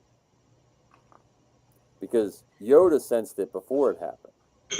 The rest of them, I think the Jedi had become very happy with their warrior status, and I think that's part of what did a lot of them in. And I think another way to look at that is that they were caught off guard because they trusted the clones, but in reality, they were programmed just as much as the thing they were fighting. Right. Unbeknownst to them, but still, it's like poetry. It rhymes. Well, and the Jedi didn't really put much of a fight up to go to war to be warriors. Yeah, I think Mace Windu had all of one line, and next he was beheading Jango Fett. Yeah, so that was, and it was kind of cool with like Obi-Wan. They always try to keep him the negotiator kind of person, and Obi-Wan, Anakin, and Plo Koon were the ones that treated the clone, and Yoda from that first episode of the Clone Wars were the ones that treated the clones with the most respect. Mm-hmm. Yeah, respect and recognizing their individuality, even though they were clones. And I thought that was another brilliant thing of the animated shows, is even though the clones were clones, they gave them unique hairstyles, they gave them unique tattoos, they gave them unique names. So even they, who were all created to look alike and behave alike, displayed individuality, unlike the robots, unlike the droids. Well, and then it flips all the way back when they get stormtroopers. So when they found, the Empire found it was easier to take all these individuals and make them conform to a single stormtrooper type person, than it was to have everyone exactly the same and keep them from wanting to be individuals. Well, even going so far as to remove, taking away their name and giving them a number. So FN 2187 or TK 421. You are no longer John Hinton. You are TK blah blah blah. Yep. Whatever the name is on, whatever the number is on your polo shirt. 5351. TK 5351. Soon to be SL 5351. What's SL? Sith Lord. Oh, okay. Any progress? No, I haven't. I've slept, but I haven't digressed. Normally, what happens is he hasn't slipped back. I start 6 other projects, so I haven't started. The plus side of sleeping is I haven't started any other projects. So definitely but a plus. I ran out of filament. I finally got filament. So my nurse droid IG-11 is back up and printing again. So the GS3D filament, the only way to get a good price is you have to order it 30 days ahead. So now I I ordered 30 days ahead 30 days ago, and I just ordered 2 more boxes 30 days ahead. 2 more cases. So it's going to be almost like a subscription service now. How much is a whole box cost? $100. 10 spools at $9.99 a piece plus tax. So, which for reference, that is amazing. I pay $25 per when roll. I started, it was $35 a spool. But I highly recommend whatever filament works for you. But the GS 3D stuff, I can't beat it for $10 a roll. And with the new with that runout sensor on the Soval, you only lose about a foot after every roll because it pauses it. You load it back up, it keeps going. So. Now, does the pause? Because my biggest problem with Creality is when you pause it, it shifts. Nope. Wow, that's. This pauses, takes the extruder, kicks out the filament. It backs the filament out, so you don't have a big glob of filament, and then you just put a new one in. It takes wherever it was left off. Oh, that's nice. Now, I haven't had any issues with it. I mean, I just got my second one back because my second one wasn't working. So I just got that one. It's up and running right now. So I'm back to 3 printers now. 3 printers strong. Nice. That just means more filament. When I come up for the Tuscan build, you're still going to have those shoulders that I can... Oh, yeah, yeah. Okay. I got a whole tub. I was digging out all my misprints and bad prints and stuff I started to print. I probably have all kinds of stuff you can dig through and have. So okay, you can go nuts. Awesome. Because I was playing with all sorts of filament, and I get sidetracked easy. Like I was printing pistols for a while, and I lost track. So I probably have like half pistols floating around. And do either of you happen to have the spike that R2 uses to access all the data ports and everything? You know what, Marty? I have to ask Marty. Marty might have it because his R2 door opens and I think the spike comes out. Because I was thinking about making one of those spikes to use as a tool for my post-imperial Mando, and nice. Use that so I could, as part of my my character, I could be part slicer, so I could use that droid part to access doors and stuff. You can have it hooked on your arm, or like Solo's, or in Solo, that droid had it on her arm, and she would plug it in. Oh yeah, like L7 or L3, L3. Yeah. Well, and Zero had it on his arm too, from Rogue One. Because remember, he would spike into the back of the head of the droid to download. Oh yeah, K2 had. I think Zero had it too. Yeah, maybe. That's cool. Yeah, so I want to figure out how to do that. My post-imperial Mando is gonna be badass. I'm really excited about this. I don't know. I want to start running again and do the Mandalorian. I mean, I want to finish my Boba Fett, but after seeing the Mandalorian armor at Celebration, I was like, that still catches your eye. As much as I love Boba Fett, that the Mandalorian, that stuff is beautiful. I can't wait for you to see mine. I'm actually very proud of how it turned out. Nice. But you got to finish Vader. Yeah, I'll get Vader done. Vader's, it just has school has to finish. You see, you didn't know me then, John, but Ken might remember. There was the one summer I was working on stuff 20 hours a day. Like people would mention something at like 7 at night, and I'd have it made the next morning. So see, Mike comes alive in the summer. The crafter that we know and love, Mike the Machine Hinton, he comes alive in the summertime. Yeah, and this was just a rough school year. Like normally I would be doing more, but it was tough on the kids, and it was tougher on the teachers than we realized. Just because we had kids we have 6th graders that haven't been to school in a year and a half. Well, when you're 11 or 12, that's a big chunk of your life. It's just a blip in an adult's life. But for those kids, they went out at 4th grade and didn't, or 3rd grade and didn't come back till 6th grade. That's a chunk of their education and behavior and all kinds of stuff. And socialization, all that stuff. Yeah, you betcha. So yeah, for us adults, it's like it was 2019, 6 months ago. Yeah. So I mean, I lucked out with all that because I got my room done. I got to spend extra time with my kids, because most people's kids go to college. So I got an extra year and a half with my kids that most people don't get, stuff like that. But got all my 3D printers running. So, and I haven't heard from the Inflatable Falcon guys yet either. I still get sales ads. Bastards. I wish I would have talked to them more, but man, when I ran into them, I was just tired. I was like running adrenaline. I was like, me and Zoe were just zoom, zoom, zoom, zoom. Like I didn't spend much time with Marty or Dan. I felt bad because we were just on, and we were like, when I do those things, we don't plan ahead very well. So people are like, okay, well, we're going to go to dinner at 5. We're like, we don't know what we're going to be doing at 5. We're going to eat when which we day?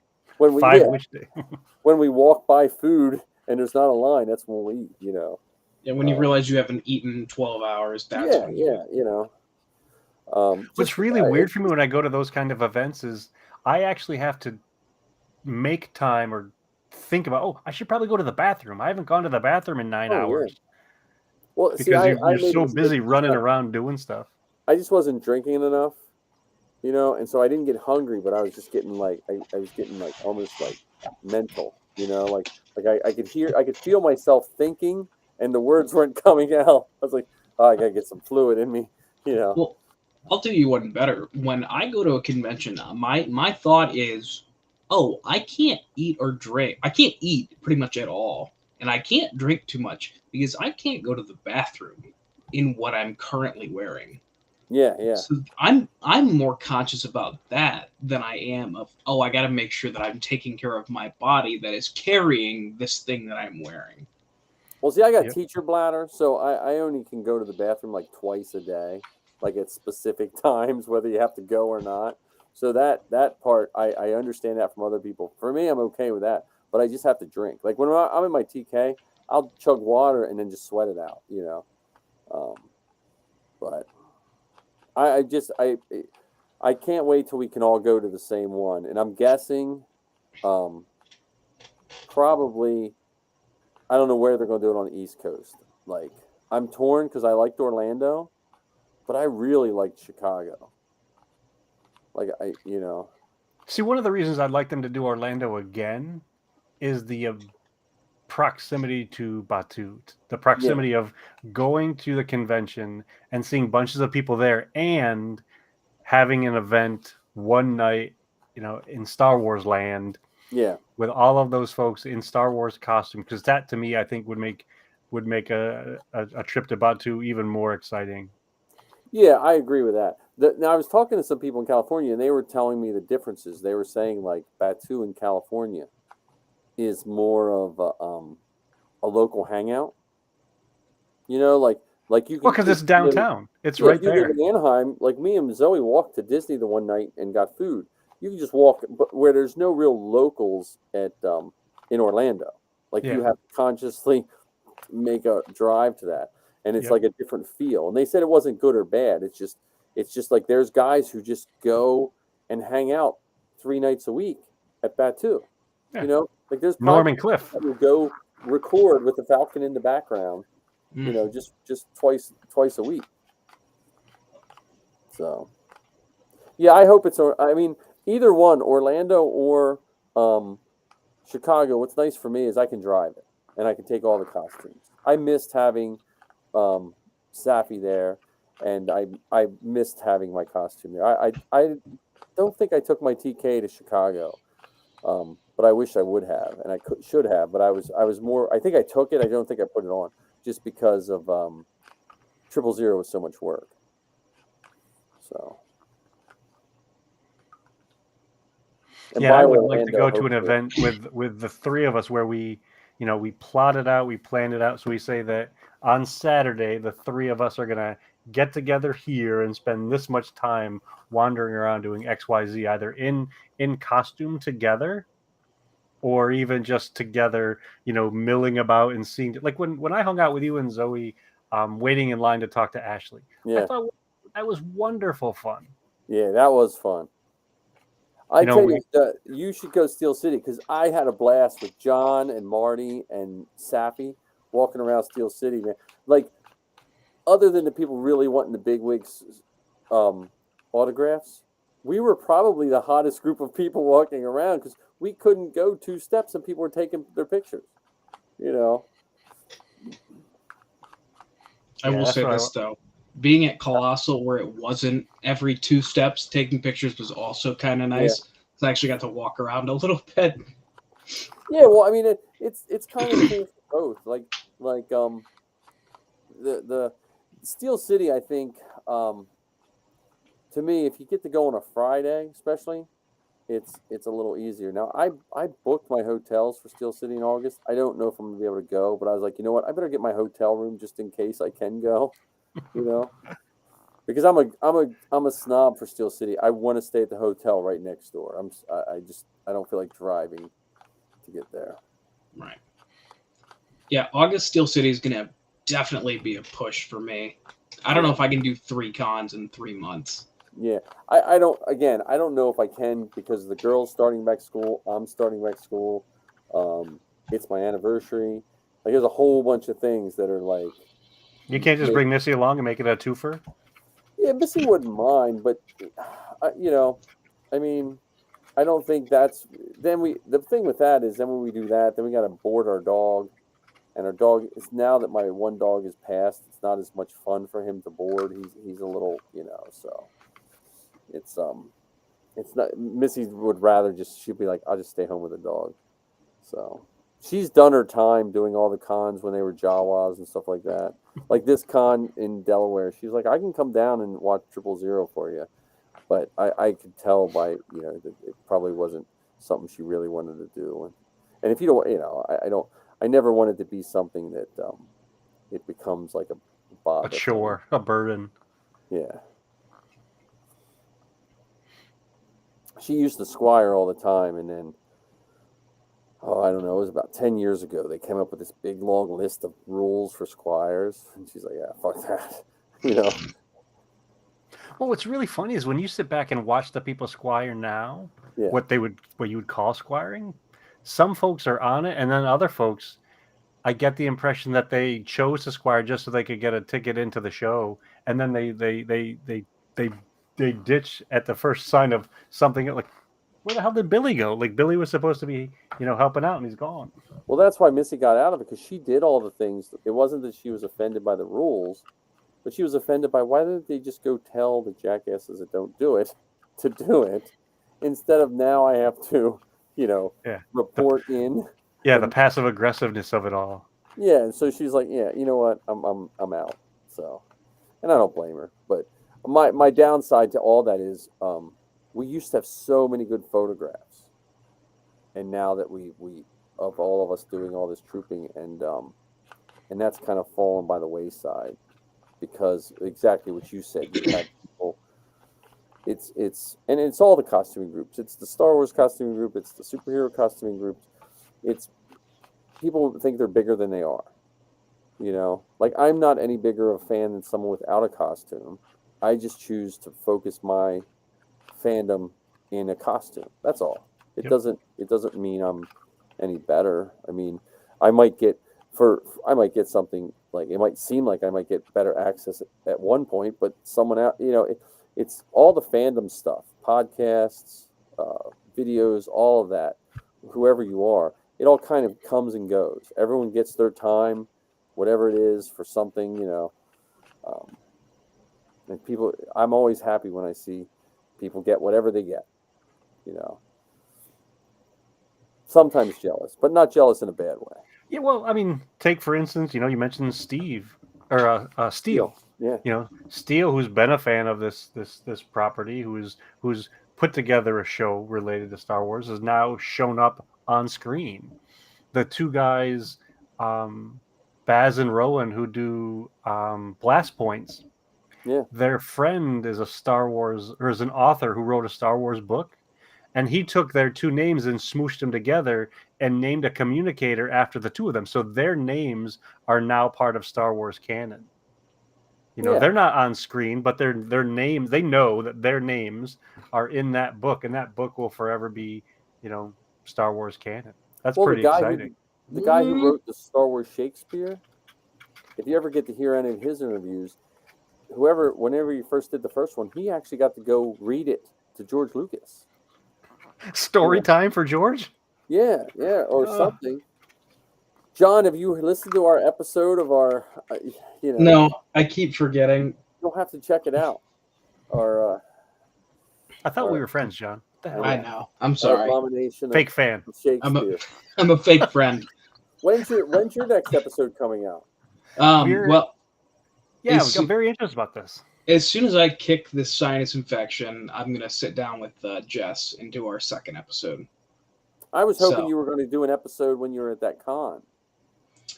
Honestly, I was going to, and then I forgot to ask Andy to do his research, because Andy was one of the guys that I went with.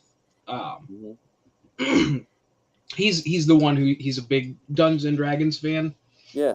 And he and I are planning to do an episode on Star Wars role-playing games. And I forgot to ask him to do his research, and then we just kind of got caught up in the actual convention of itself. So I'm gonna have to give you the daddy mic that I give Zoe. Content. There for a while when she was in high school. Did you record it? That could have been an episode.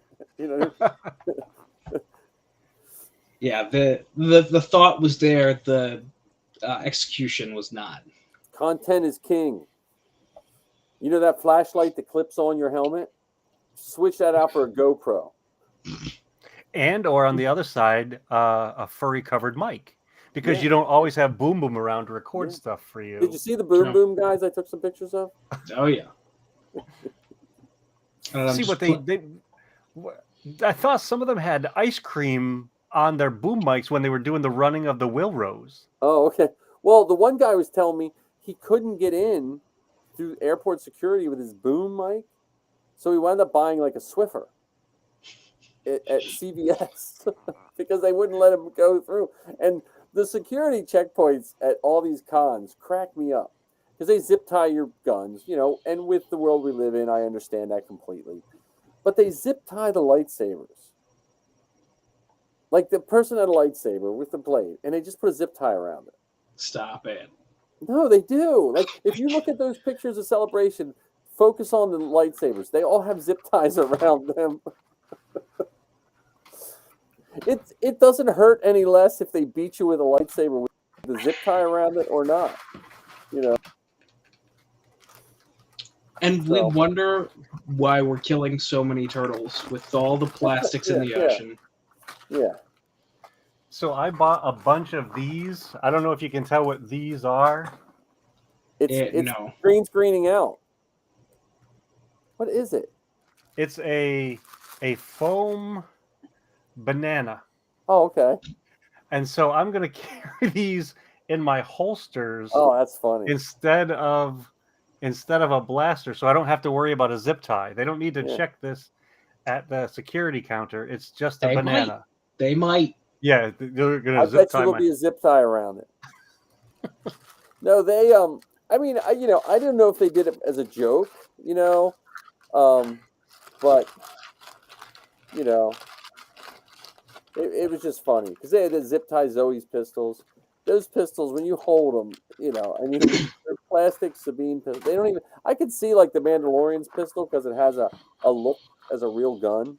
I understand that, but the people checking them, they weren't like they were just. Some of them were zip tying guys' pistols that were still in their holster. Like they didn't even make them pull it out. So. How did you get those through airport security? By the way. Huh? How'd you get those through airport security? So what we did, we listened to Sal. We put it in a checked bag, but then we packed it all nice, and then we put a printed out piece of paper and explaining what it was and pictures of all the costume parts right on top. So if they unzipped it, that's the first thing they saw. But they have no metal in them. So I honestly think with the new scanners, as long as you're not putting any metal in anything, you're probably going to be okay. And they don't smell like gunpowder. Even the plastics, it probably has to be a certain density. And I print my stuff at like 8% infill. So even if you were trying to print one of those like zip guns, 8% infill is going to crack for So, but guys got their whole totes through airport. I would never put my tote on an airplane. Yeah, because I see guys coming in, the wheels are smashed off and stuff.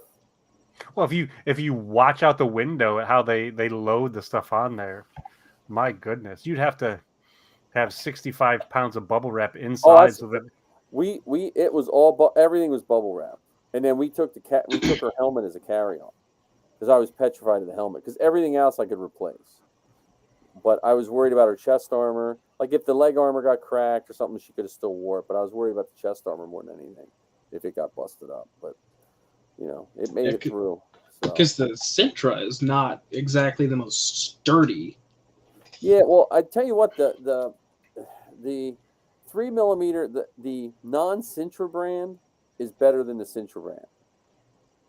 Like the Sintra brand stuff, I think is lighter, and if you hit that stuff, her chest piece and stuff, you hit it with that heat gun once, it makes it really strong. And then we bubble wrap the crap out of it. Like I filled the whole suitcase. Like it could have been in a half the size suitcase, and everything was like triple bubble wrapped. So. And I took way more clothes than I wore. I mean, like I'm terrible at packing. So did you pack your tuxedo again? No, but I was like, because half the time I was like barely awake. I just grabbed the t-shirt and the same pants. I was like, you know what? I didn't shit myself or anything, so I'm good to go. And I was just so tired. I took sneakers. I didn't even wear them. We tried the pool, and that was the only thing cold in California. So that I shouldn't have taken my bathing suit. That was another waste of time. But, yeah, I'm the same way. I know good and goddamn well that I'm going to wear the same pair of jeans and X amount of days worth of t-shirts, and that's it.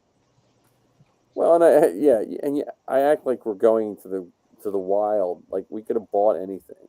Like if I was a t-shirt short, I could have walked to the tower of t-shirts that's at every Star Wars celebration and bought a t-shirt. So. As long as you don't go into the celebration store and have to get one of theirs because there might be a long line. Dude, we never got in the store. We never even got in. And Hasbro, their only exclusive was a mail order. They didn't have an exclusive like you could buy on the floor. Like you couldn't buy the Trapper Wolf. You could. They were all They were. Or no, Pax Vizsla. Sorry, Pax Vizsla. Yeah, you could order it. You couldn't buy it. Which is so funny because if you think about it, that's the early bird special from Kenner back in 1977. I know. Now we just call it pre-ordering. Yeah, so I didn't even do that because some guys are like, yeah, I'm going to pre-order, but the problem is once someone put that QR code out online, everybody that wasn't a celebration was ordering it. Well, the QR codes were a one-time use, but they put the figure up for pre-order the next day. Like I've got Paz Vizsla on pre-order. Yeah, so the Jon Favreau version of it. Yeah, because I've got Trapper Wolf, and I'm not going to have one without the other. Well, I just since I'm redoing everything, anything that's not a large piece, that's what kept me from spending money, because I should have if I would have had space to carry, I probably would have bought some of the bigger stuff. Like there was some cool pieces, and the money I probably wouldn't have spent the money. But there was a Millennium Falcon carpet that was really cool and stuff. But I was just I just don't have any way to carry it home. So I'm sure there's. Are you going to get those Regal Robot chairs? Yeah, right. This Regal Robot stuff. That's way out of my price range. Gordon Tarplay worked for the guy who made Zoe or Sappy shorts for 000. He works for that. But I didn't get to talk to him. And the other girl, Savannah, she does.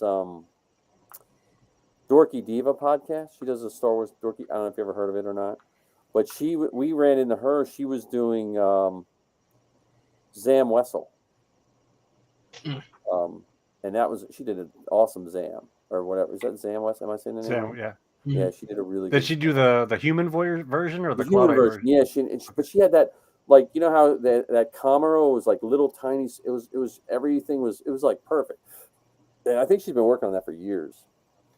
Because she ran into Zoe. She knows Zoe from podcasting for years ago. And I was like, who is that? She's like, oh, that. It's like, oh, okay. So she did Zoe's show years ago. She worked for Ashley Eckstein for a long time. For her universe or directly for Ashley? Huh? For her universe or with just I think she was Ashley? It was I don't know if she worked for Ashley personally or it was right around the time when Ashley sold her universe to Hot Topic or something like that. Okay. So I can't remember if she was working personally for Ashley or she was working for Ashley's company, but she was working for her for a while. I don't Gotcha. know. She might still work for her. I don't know. I don't keep up on my dorky diva news very much. That seems a little weird for me to keep up on. Well, I don't know if it's any weirder than me listening to the Star Wars Geek Girl podcast. That's true. Yeah. You know. They're recording right now. Oh wow! So that's why I was like, I hope the internet doesn't go down. We're all screwed. Well, I tell you, I still had a good time.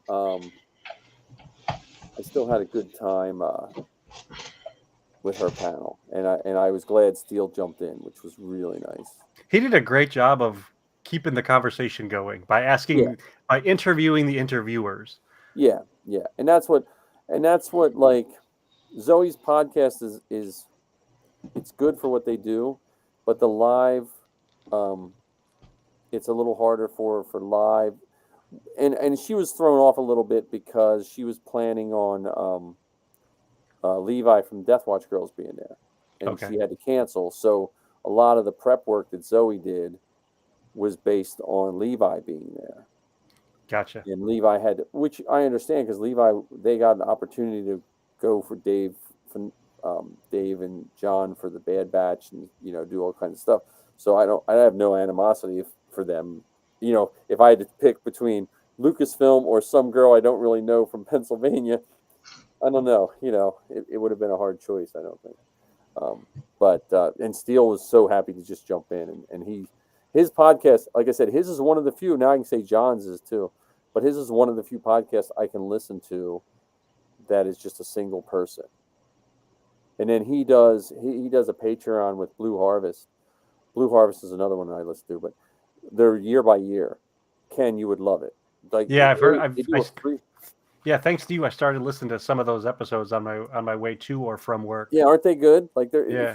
It's because, and maybe it's because of you and my age, I remember some of that stuff. Like, it might not mean as much to John when they're talking about like 1983 and all the Star Wars stuff happening, but I'm like, yeah, I remember that. Well, I think one of the cool things about it is it is for folks like us, and it is for folks like John, because it helps make the connections between the stuff you're seeing now and the stuff that's come before it. Right. So and even it if you want to buy the book. Yeah, and there's that book. There's Year by Year, and there's another one that was recently put out by the folks who do the Skywalking Through Neverland podcast. Oh, okay. It's called like On This Day or something like that, and they go right now. They have one from January through June, and they have information related to Star Wars for every single day. Oh, that's cool.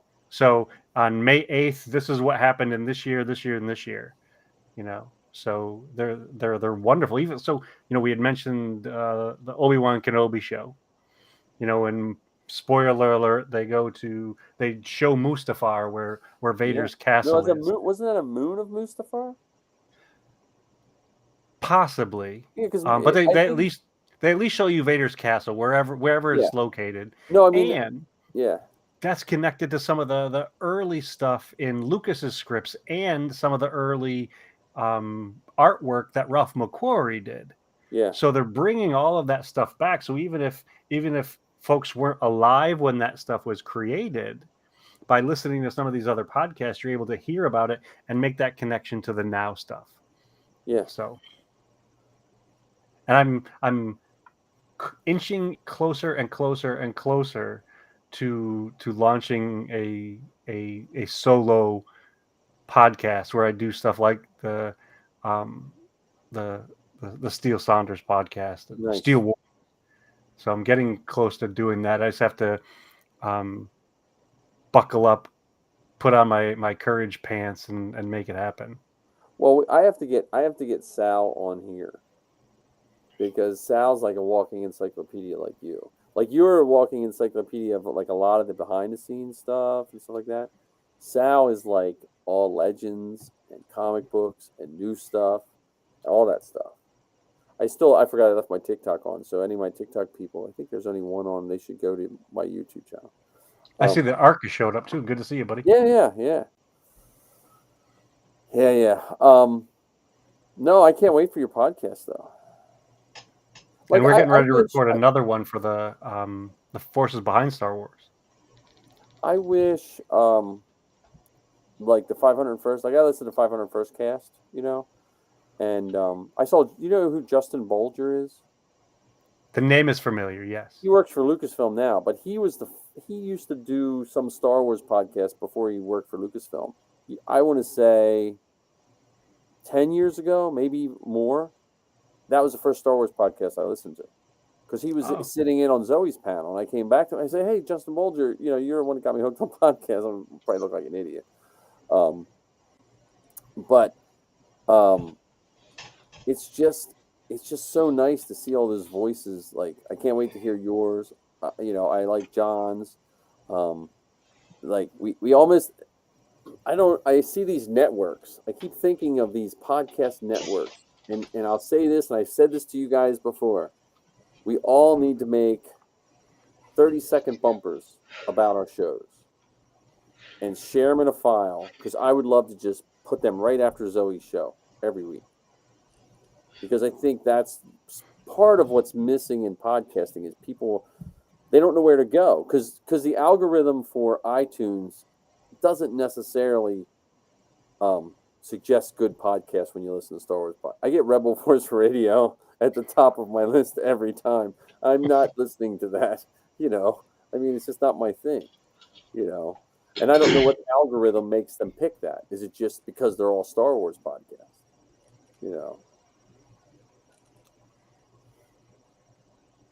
I almost want to see if there's a way of tagging them, supportive and positive, or trolling and harsh. Like, yeah, that way I know which direction to lean. Well, yeah, because you don't know. I mean, like, I try to support. Like, I have a podcast wall in my classroom, and so before I put it up on the wall, I try to listen to it a bunch of times, because, like, I love Blue Harvest, but they have stuff that's inappropriate for middle school students, and I put the Rogue Rebels, even though Sal cusses once in a while. I think the only F word that's ever got across on Zoe's is Sal said it one time, but the adult in the room. Yeah, well, and I don't have a problem with that, and I don't have a problem with my students hearing that. That's but when content or something goes a certain way, if I promote it, then that's what can get me in trouble, But I had John's on my door. Like, I have a door of what I'm listening to. His was on my door last month. I didn't put anything up for June. I took it all down right before I went to LA, and thinking I was going to come back reinvigorated and put new stuff up, and no. You came back tired and old. Yeah. And plus, what would be the point for all of a week and a half, 2 weeks? Yeah, well, I mean, it's mainly the podcast. It's weird because there is a lot of kids that listen to podcasts now, which never happened before. And I don't know if it's just the nature of just this, circular thing of how things happen. So I also like your idea of every once in a while having an episode where we have another person on with us, not just a bumper, but an actual conversation with them about whatever the topic happens to be. So for instance, if we were to do a conversation, I know tonight, I mentioned the idea of possibly talking about the Force. What if we were to do an episode talking about what it means to be a rebel or to rebel, and to have someone like Sal on, or even someone who chooses to cosplay as Han Solo, so what does rebellion mean to you, and to have these other voices on, so we can add their show to our stream and our show to their stream, to broaden that exposure. Well, I've done it with one show where I put half a show on Zoe's feed, and then I directed people to go to the other person's feed to hear the rest of the show. But yeah, that's like we have to have Sal on. I would like to hear more about Saber Guild, because the Saber Guild people we have around here, I'm not 100% sure they're in Saber Guild. I think they just throw the Saber Guild thing around. But I'd like to learn more about that, that performance art piece. Yeah, that combination of dress up and action. Yeah, and they choreograph. See, See, that's why I don't think we have a true Saber Guild around here yet, because I was at one of their practices years ago when we were out in California, and watching them practice was way different than I watched the people practice around here. Well, I know the New Jersey Saber Guild does a lot of practice stuff. They do a lot of but I'm saying in performance stuff. Pennsylvania, I don't think we have one. I think they intend to be one, but I don't think they run through that final step of making it a choreographed fight. Gotcha.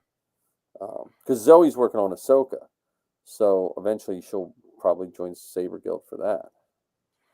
So that's to find her Kanan.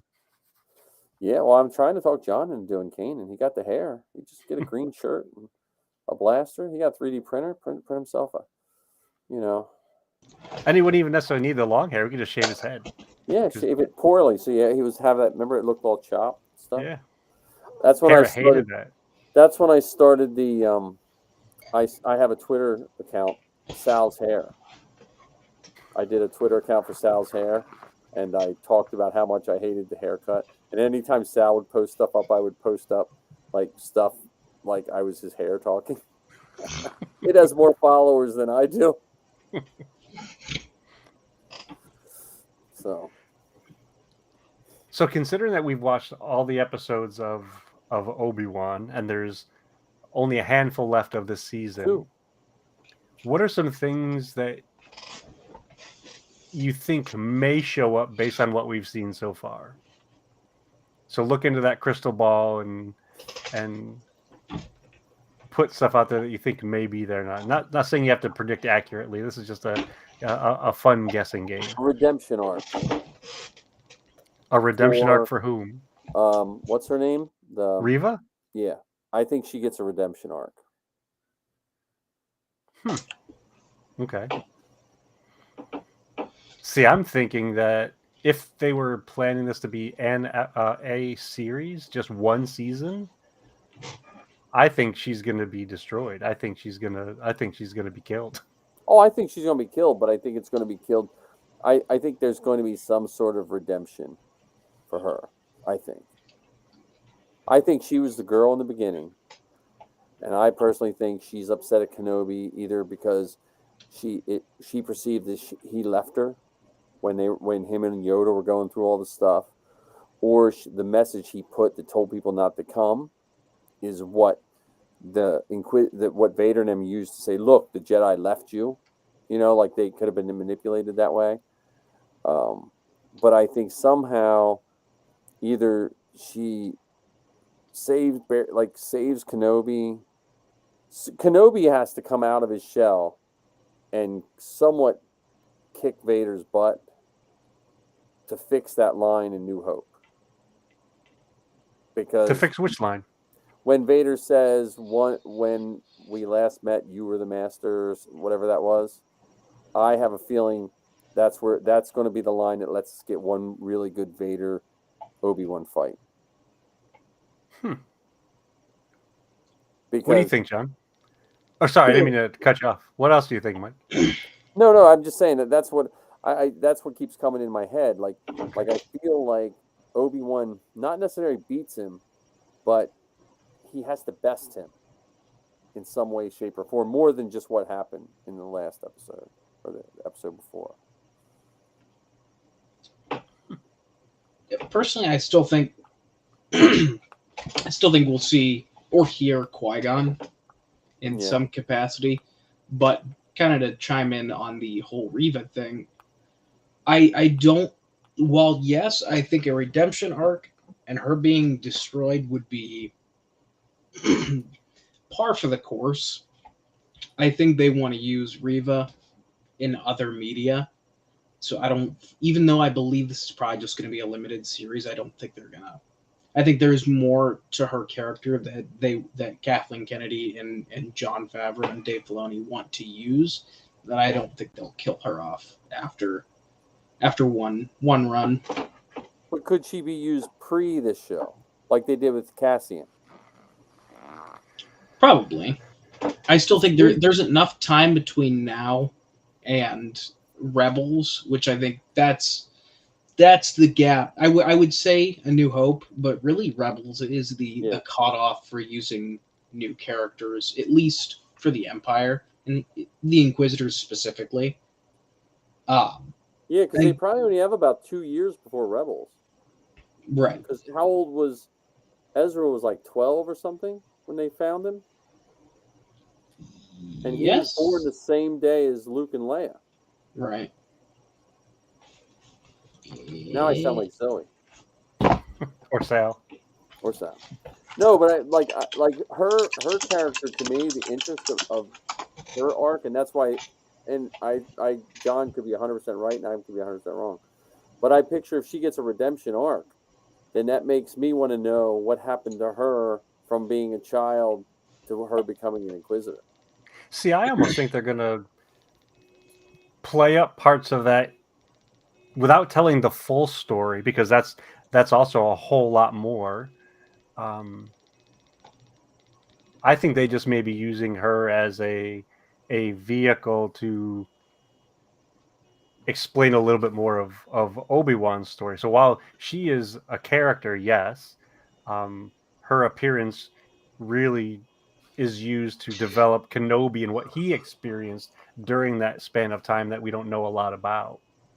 Because one of the other great things about Star Wars is, originally in A New Hope there were, a set number of characters. And then in the next movie, there were some more characters. And over time, over this 40 plus years, we have folks who realize that every single character on every moment of screen time has a backstory that we could explore from a variety of vantage points. Whether you're talking about Chewbacca's history, Han Solo's history, or now Reva's history. And that's far different than any other franchise. They have one or two handful main characters and the rest, okay, so what? But we're interested in this person who we think we saw on the screen at the beginning of the first episode. It hasn't been said yet, but I think we're going to get some more nuggets to prove that to be true, and we may not get her full story other than how it impacted Obi-Wan to propel him into A New Hope. I still think we're going to get flashbacks to the Clone Wars. Yeah, they have to. Don't you think they have to use Ewan McGregor more? I mean, Hayden Christensen more? Yeah, because you wouldn't have him.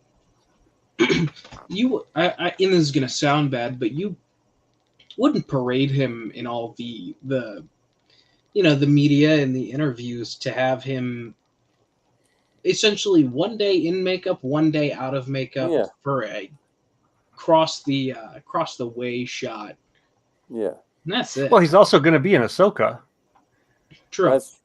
So he may have been paraded at Celebration specifically related to Obi-Wan, but we also have heard that he is in Ahsoka. Yeah. Right, but he did he was doing a lot of the media circuit with Ewan McGregor. Yeah, for this show. Right. Yeah. Because this is the one that's coming out now, and he's going to show up in that other show. Which they haven't publicly shared that trailer yet that they showed at Celebration. Yeah. And I really hope that they do. I hope that they decide to put that out there for the world to see, other than the random the random, super spy photographs in between two people's heads. Yeah, it's funny because they were going with infrared things watching us when we were watching the trailer. Really?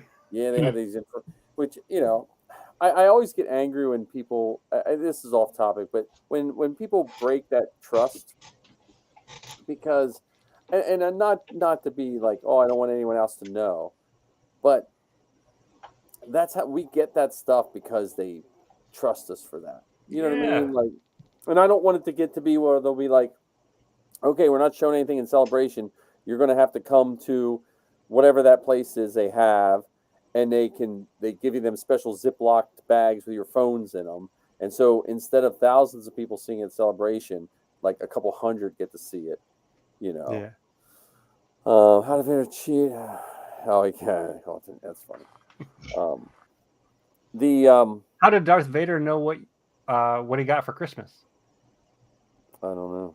He could sense the presence. I think that's terrible. No. Yeah, I know that. Well, then if they get a second season of Kenobi too, but I think what's really great. I don't think anyone predicted that Kenobi would be off saving Leia. No, that was a wonderful bait and switch of the Yeah, trailers. They yeah. showed little baby Luke or little toddler Everything Luke they or showed whatever. was on Tatooine or a few off-world shots. So I think that was awesome, which is good because if they would have had everything on Tatooine, as much as I could watch 10 movies on Tatooine. But if everything would have happened on Tatooine, then you would have people complaining, well, then why didn't they find Luke? Because they didn't even change his last name. You know what I mean? They're like, well, I mean, I'm assuming Skywalker is like Smith, you know? So. Well, see, I'm wondering what Obi-Wan has to do to keep his scent off of Tatooine. So what does he have to do to make sure that Vader and the rest of the Inquisitors don't just follow him back to the Sand Planet? Right. And that's why I think that Reva will be destroyed, in essence, and maybe there's like, because we know that Obi-Wan has faked his death before, so maybe there's something where the two of them are involved in a ginormous explosion or whatever. He manages to escape, and Reva perishes, and he escapes back to Tatooine to go into hiding and gets that hut and not his old cave with the R2 unit buried in the sand. Yeah. I'm sure they'll do it cool, and that's something we never thought of. Because again, the R2 buried in the sand. How cool is that, though? I think the best door alarm ever. Well, it's cool, and it's also kind of mean. Well, yeah, but imagine if you had like an old rusty R2. That's like something I would do. Like, well, my R2's nothing works. I'm just going to bury it in the ground and have its head stick out. When I hit security. Or maybe it's just the dome that's buried. Yeah. Because he picked up the he went to Batu and got something at Dubbo's droid shop. Or maybe he bought something for Jawa. And I also think it was the and I think it talked about in Legends a little bit. I still think Tatooine is like that blind spot for Vader because he has so much hatred for that planet. Like that's probably the safest place for Luke. Because he probably, just like when he couldn't pull the ship. Oh yeah, he said R4 unit. I don't know if it's an R4 because I think it was a rounded dome head, but I'd have to look at that. But he has such a hate, so he would his judgment would be clouded when he looks at Tatooine, don't you think? Well, I would have bought that before the Inquisitors showed up on Tatooine. Yeah. And that's why I think there has to be something major to once again push them away from Tatooine and hunting Kenobi. But see, also, I think the story that they have now kind of already set that up because they sensed the Jedi, they caught one, right? Now, when they catch Kenobi, they have no clue how he found out or where he was. He just came out of nowhere. So they don't know he came from Tatooine, So, but again, if they follow him back with that little BB droid, I would have thrown that thing in the trash. And they killed a mouse droid. Well, I don't know if they killed it, just set it on fire. I don't know, man. Those rebels are hardcore shooting a mouse droid, I think it's funny how the sizes of the mouse droids have changed over time. Yeah. The ones at Disney they used to sell were too small. They were out of scale. And then the regular mouse droids, there's a guy in Maryland that has a mouse droid that you can ride on. It's built out of all metal with heavy suspension. That's a mouse droid of unusual size. No, it's the same. It's the right size, but it's all like you can ride on it. Oh my goodness! So, well, if you look back at Revenge of the Sith, when Anakin comes to Mustafar and they had those mouse droids in that scene, those were super small too. They were a couple steps bigger than a Matchbox car. Well, I like the paycheck gonk droid. The paycheck gonk droid. Oh yeah. Shop, Yeah. The time card. He got added into the intro, the Star Wars intro. Oh yeah, he did. Yeah, he's on because I noticed that on today's episode. They have, how they flash through those. I noticed that. And see, that's another example of these tiny background kind of things have generated this much larger life. Oh, The yeah. fact that we know the mouse droid was it MSE or MSE6 or something like that, and the GNK droid and so on, and that folks like us are willing to buy Tupperware tubs and glue them together and add all these bits and bobs so that we can have one of these, in the corner that charges our cell phone. We have one for my robotics team. We built a gonk droid. Because we're the Perryville Gonkies. That's our team name. So we built a mascot. Most of my students had no clue what a gonk droid was. I trust me. They're like, well, he needs some talk. Now, nope, he just has to say gonk. Have you put a sensor on the front of it so that it says gonk whenever somebody walks I'm by? probably gonna buy one of those Halloween sensors and you just record it and then just walk in front. So that's right awesome. now he's packed up. We had to pack up the robotics room yesterday. So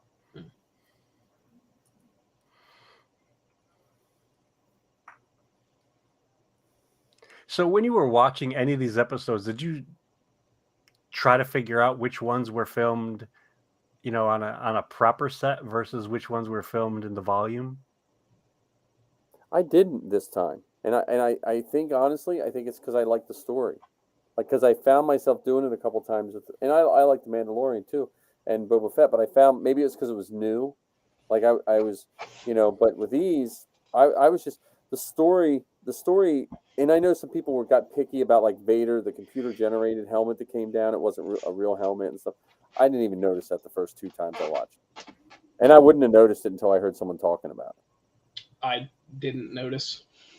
I didn't know until just now. Yeah, sorry, but yeah, no, I didn't really notice. I mean, I could tell the big outdoor sets because they look like the same place they filmed when the Razor Crest got blown up. I think they filmed them all in that same desert area or whatever, But overall, and I think like on Boba Fett, they made some of the dream sequences look not real, so you could tell they were, you know what I mean? Like when they were on either Tatooine or even in the village where Vader was walking down the street yanking people out of their homes. Do you think that was a proper set with buildings and everything, or do you think it was? I think a lot of the nighttime scenes, I bet you they're the volume to me. But it's hard to tell because that volume's so big. You could build proper sets in it, and just change the sky. Some people complained saying that they didn't think the town looked big enough. Like it looked like it was, I don't know. I must just be too much of a Star Wars junkie. I was more captured by the story. And that big lifter droid, how cool was that? Ned B or whatever. Yeah, Droid Division will have a 3D file for that in about a week. Oh, I thought it was already out. It'll be like 3 weeks or 3 months of printing. Well, what's funny is in the trailer, in that one scene where you see somebody's rear and them grabbing a hammer, I thought that was I thought that might have been a clone trooper. I didn't even put the pieces together that was actually, Ned with the hammer. Yeah. It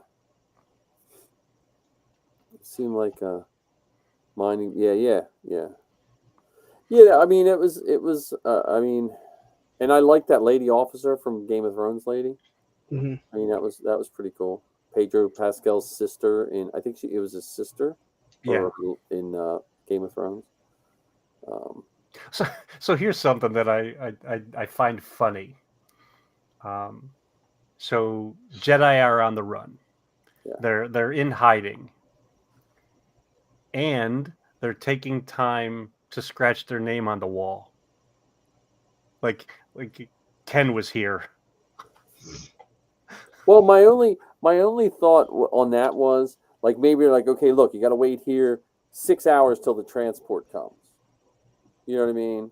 Like I pictured it like I pictured they were almost trying to not make it like the Underground Railroad, but make it like a cross between like the Underground Railroad and when smuggling Jewish people out of Germany during World War II. Like I felt like it when they said a bunch of safe houses. Yep. Like I felt like they were trying to move them to the outer rim. My only gripe with the show was for Obi-Wan hiding. Why would you wear a hooded thing that makes you look like a Jedi? Like, wouldn't you pick a hat? Well, with that though, if you look at other folks, like there was one shot in the first episode where Owen and Obi-Wan were side by side, and the camera was looking at them from the side angle. They looked similar. Like they looked, from my perspective, they looked like they could have been related. And their costumes were drab. Their costumes were basic. And even though one was a Jedi and one was not, one was just a farmer, you could very easily pick one for the other. And so maybe Jedi robes, we call them Jedi robes, but more folks wore those boring basic. It's not like, I know. It's not like a priest's habit or whatever it's called, where he wears the collar or a nun's habit or a priest's collar, where that's distinctly a priest. Maybe the Jedi robes, even though we call them Jedi, maybe that type of clothing is more common than we think. Yeah, I'm sure. It just was like, like if it just seemed like if I was a Jedi who was known for wearing this big robe and my beard sticking out, I'd be wearing like an aviator's cap with goggles, goober goggles, shave my beard off. Well, if we're gonna go down that path, how about changing your whole name? Yeah. I'm not Obi-Wan, I'm his brother. Well, now, how about that revelation that he has a brother? Well, that's even funny that you mentioned that, because in some of the original drafts, Uncle Owen was meant to be Obi-Wan's brother. Yeah. So who knows? Maybe that'll sneak in there, or at least it'll give trolls and nerds like us the opportunity to talk about some of these random possibilities. But yeah, this whole idea of I'm in hiding. Yeah, I'm going to use my real part of my last name or part of my name. I'm looking for Obi-Wan Kenobi. Oh, you're Ben. Oh, never mind.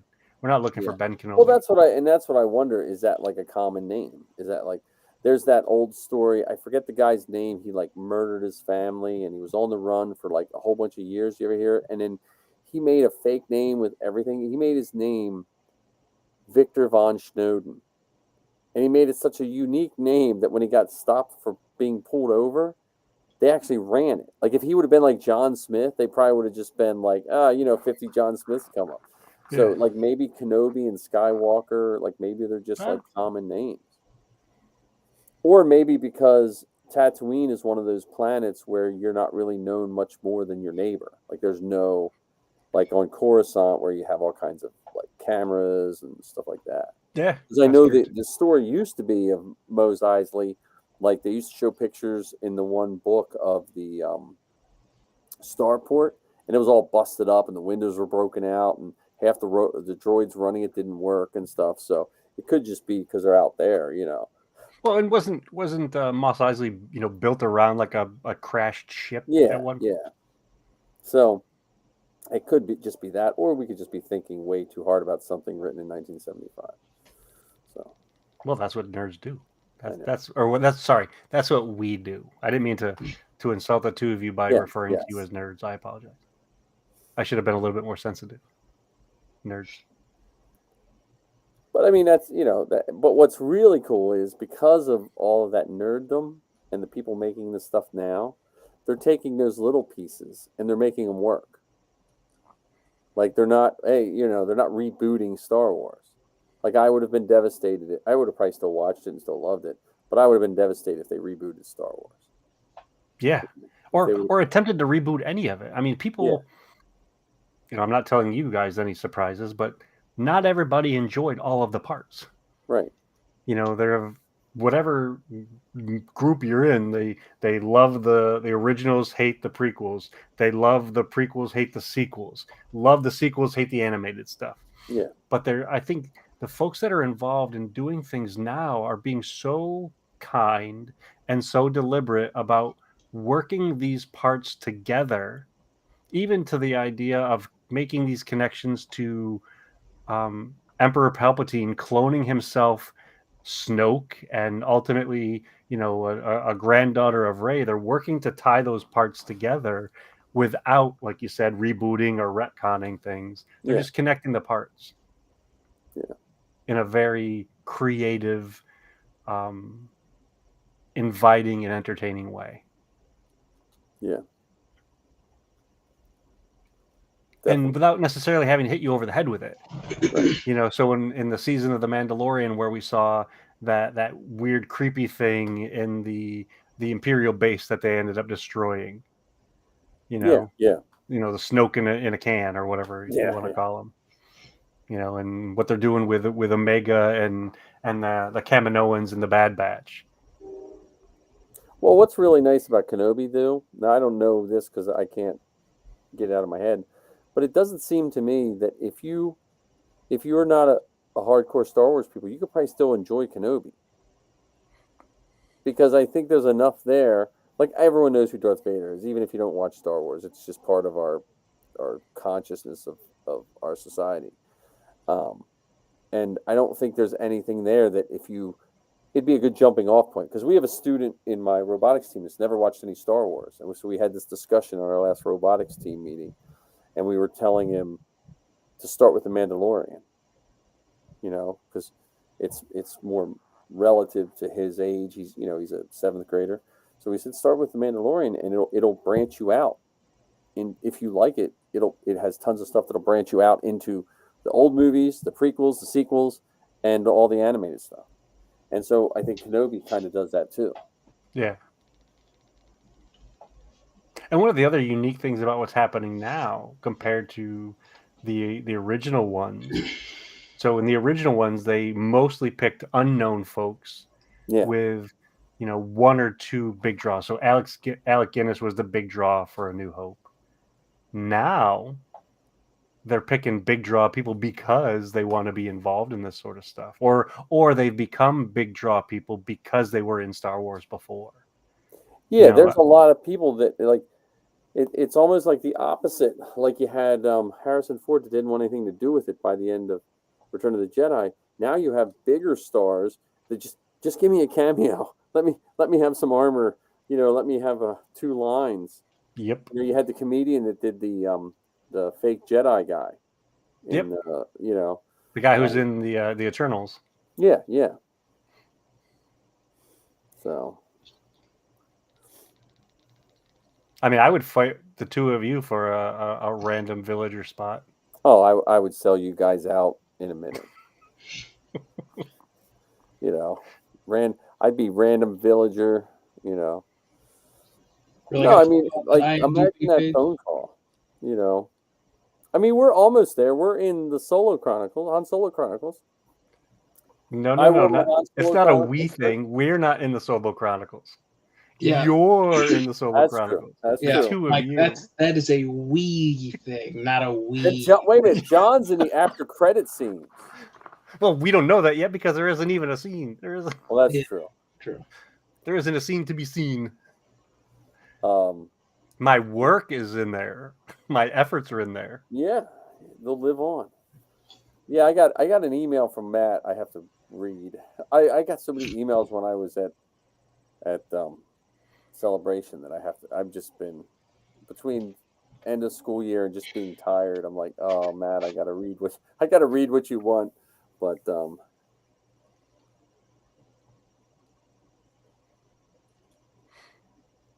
wait a minute, hasn't got. I'm reading Ark's thing here.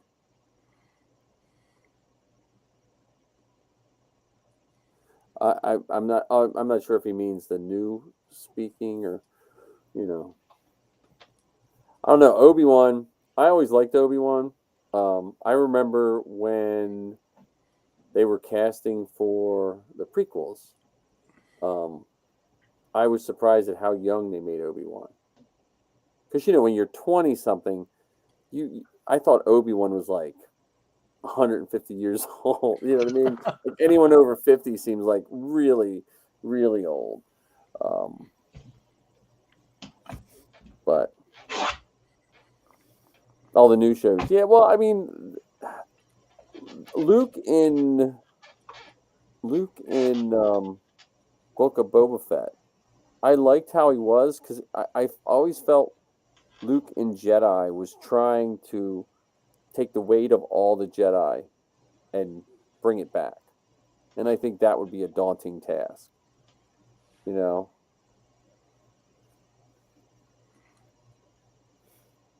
Well, I think too, with one of the things that makes Luke in the new stuff interesting is how much technology has been brought into play into oh, there he is. Luke is semi CG, doesn't seem into it. Um, well, so the semi CG thing is really cool and exciting because it is part of that technology. They're doing stuff with it now that you know, I've kind of said this phrase before, but it fits here. It's like magic. It's witchcraft. Like I don't understand how it happens. It just shows up on screen and it's remarkable. And they started that with Phantom Menace because they put Hayden, they put Obi-Wan's face and Qui-Gon's face on stunt doubles during the Darth Maul fight scene. There's a couple scenes there where they digitally put their faces on stunt doubles. Yep, and they did that with the rest of them too. So Christopher Lee wasn't in every saber duel, and they did. I think they did it with Ian McDiarmid as well. Yeah. So they've been working on this technology over time, and they've gotten to the place now where, from what I understand, for Vader's voice, even though they credit James Earl Jones, I don't think James Earl Jones recited those lines. I think they used that respeecher technology. Oh, like an AI, yeah. Yeah, like AI for his voice. And they've it sounded a couple times like they modulated it between a combination of James Earl Jones by himself and James Earl Jones plus Hayden Christensen, so you could get that mix of the two in the voice. But I guess in terms of the delivery of Obi-Wan, I think part of that is deliberate, that he's quote unquote not into it because he's been hiding, he's been afraid, and he hasn't been behaving like the Obi-Wan that we knew. And so it's the same person, but under far different circumstances. Well, and someone mentioned, I was listening to something, they were talking about PTSD. They said they're trying to show the PTSD of Obi-Wan. You know, because like he is definitely he's definitely a broken man. You know. Well, yeah, I mean, look at what the guy's been through. He's been through wars, like legit wars. Yep. He was there and was actively involved in maiming a friend, maiming a brother, and walking away from him as he was lit on fire. Yeah. On the side of a volcano. Well, and that's the PTSD even more because he was damned if he did and damned if he didn't. He could have killed his friend, you know, which would have seemed merciful / hard, but he let him live, which was definitely worse for everybody involved. You know, so, and you know, that's, I mean, that, and as for the CG Luke, in The Mandalorian, I don't think you can get any better CG than that. I mean, for an emerging technology and them not only letting Mark Hamill run through the lines, but have a person that does it with him, you know, like, I like that they're not only using technology, but they're also honoring the people that played the part. Because they wouldn't have to, like I'm sure Mark Hamill's contract is up with, you know, I mean. Well, I don't know if, like, maybe his new contract, but I don't think his contract from 1976 included and digital likeness of you forever into that, you know, through the end of time. Well, I think Lucasfilm, I don't know how true it is, but there was always that rumor that Lucasfilm rewrote their contracts to give them a little more for their likenesses too. And really? Okay. I don't know if that's true or if that's like rumors or stuff like that. But Lucas has always seemed to have been progressive towards the talent and loyal to his talent. and it seems like Lucasfilm is following, in suit with that, because like they brought Kenny Baker in for the prequels, I think, when he was still alive, and they did some, and they didn't need him. They had the technology not to need, Well, even with Peter Mayhew and Eunice, Peter Mayhew was a Chewbacca consultant. Yeah. Peter Mayhew wasn't going to be picking up, John Boyega and carrying him through a forest. Yeah, right. Yeah, so. And I use the word love on purpose when I talk about the work that's being done, because it truly seems like the folks who do it love it, and the folks who are involved truly take into consideration the folks that are doing the work. And there's the potential to hear, gripings about, well, this actor got paid this much for doing something and that actor got paid that much for doing something, and they're not the same. Well, were their parts the same? Were their contributions to the story the same? Right. So should the actor or actress who plays the vendor in a street market get paid the same amount as Pedro Pascal in The Mandalorian? Right. And I'm not sure if they should. Right. Well, and that's what I'm saying. Like it's just, and honestly, the love that the most from the fans, not from the people that claim to be fans, the love that these people are getting, and the way our society works now is, if you do a decent job and treat the fans well, you have a paycheck some way, shape, or form the rest of your life. Like, I mean, you hit the Comic Con circuit. You can make more money than us three make in a year just signing for a day. Yeah, and good for them. Like I was happy. I mean, I never would have paid that money for myself, but I was happy to get Zoe's thing signed by Ashley Eckstein. Now, she was 3 times as much at Star Wars Celebration, so I'm really glad we did it in Philadelphia.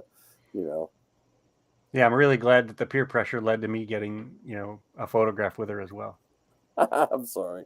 Jerk. No, I'm just kidding. I didn't want to be like the freeloader. I'm just hanging out with these two knuckleheads. I'm not gonna pay for your picture, lady. I'm not gonna. I don't know. We were kind of schmoes because we were right behind the family who named their kid Ahsoka. Remember? Yep. Well, not only did that person name their kid Ahsoka, that person's kid made a costume that is a representation of the New Jersey Mandalorian Mercs group, the Rackerdans. So that person's kid is a costumer and made a costume to honor the creature known as the Rackerdan. Yeah, that was funny. So, and there's that was a good day. That to me is another example of how Star Wars families are special in ways that are really hard to describe unless you understand it. I think I sold more people in the Mando Mercs that day than ever, and I'm not even a Merc. I was talking up the Mercs. Though I have made 4 Merc costumes, 4 Sabines. So soon to be 5. Soon to be 5. I know what the live action one looks like. Did he share the picture or just show it to you? No, he showed it to me. I don't think he was supposed to show them to me. But it's doable.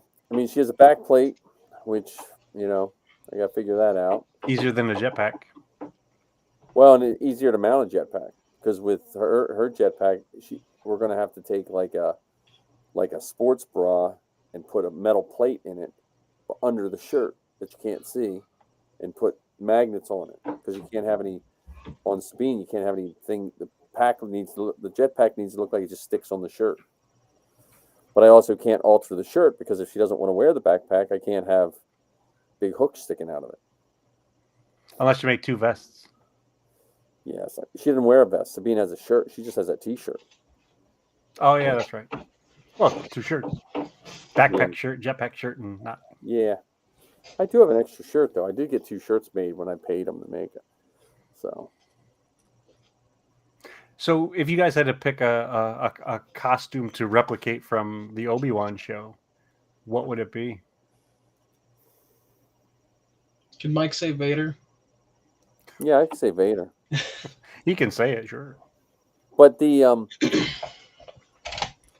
yeah, I honestly would have to go with Vader. Though I like the Rebel pilot. I like With the new helmet? that helmet that they had. It was kind of a weird. It almost looked like the helmets that people wear on an aircraft carrier that direct planes. It didn't look like a flight helmet. But yet I have to go with Vader. Leia, yeah, I'll do Leia. I'll do an adult size Leia. So I would pick Bail Organa, or this may come as a huge surprise.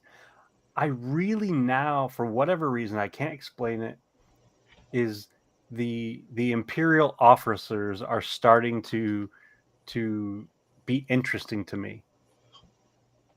They especially considering now we're seeing so many of them together on screen, in such crisp clearness, that there's something interesting about the costume. Yeah, I mean, see, I never like to wear a costume where you can see my face. Like that's just me. But I do see what you're saying. But let me see if I can share this picture. I looked at these costumes at Celebration. Let's see. It's been so long I forget how to share my screen. All right, let's see. Gotta move some stuff. Okay. This one right here. This is the company that replaced the Novos. Right? It's basically Rubies. But they make officers' uniforms and they're not crazy priced. Like the officers' uniforms for a Novos was kind of ridiculous. But like here, like $300 for a tunic, which is still a lot of money, but they're really heavily built. And what I liked about the pants, you can't see them here, but they didn't go all the way down. They were open laced, so okay. you wouldn't like have to cram them in your boot. Oh wow. So, but the material was really nice, and the Krennic's cape was $200 as opposed to, I think it was like double that with the Novos. So, but that's the Rubies version. I guess the next question for that company would be, how easily are you going to be able to get those approved? How to get them what? Get them approved. See, no company. So here's where the 501st and Rebel Legion and all them are the same way. If anyone is selling you a costume, other than like maybe someone that actually got it approved, if anyone is selling you an individual costume and saying it's approvable, that the 501st doesn't guarantee, because it's all fit and finish. Mm-hmm.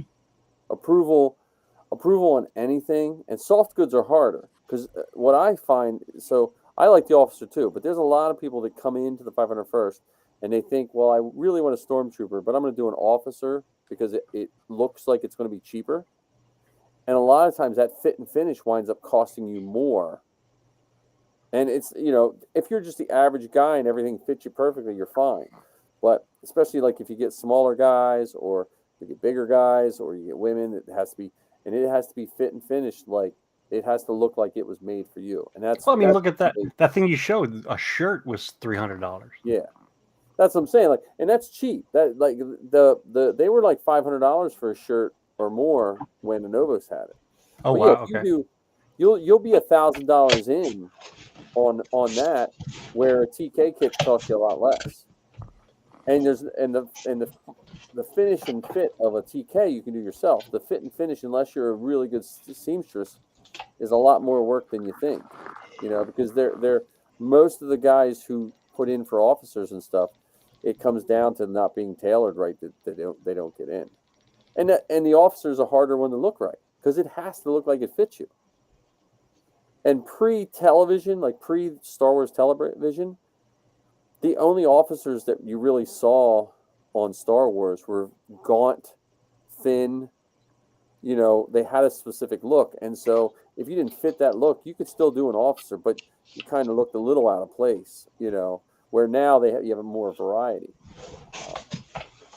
But the officer is a thankless costume because most of the time people don't want your picture. Like I've seen people ask officers to move out of the picture with Vader. Oh, really? No, I just want Vader, And so I see it's not as bad as it was, but we had a group of people one time that were telling everyone to do a TIE reserve. You know what that is?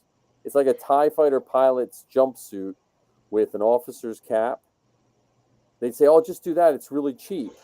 And so these people would do that, and they, get a couple $100, get in, but then they got burnt out on trooping because no one wanted their picture, and then you miss where if they would have just bought a helmet, did a TIE pilot, they could at least been called Darth Vader by accident and got pictures taken, So, but yeah, the officer is intriguing to me. I like Krennic. Like, if I do an officer, I don't think I ever will, like a face character, I would do Krennic. I just like that cape. After wearing a Vader cape, I like the cape. See, I need to make one. My cape that I have for my Mando is light. I need one that is a little bit more substance to it, a little bit heavier. Yours is wool, isn't it, John? Kinda. Well, Vader's... Yeah, go ahead, John, sorry. The like Din Djarin's cape is a heavy bleached wool. Mine is a very light bleached wool.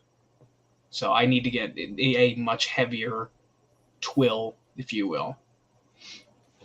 I trooped with a Vader, and he claimed that his cape was accurate, but it weighed 22 pounds.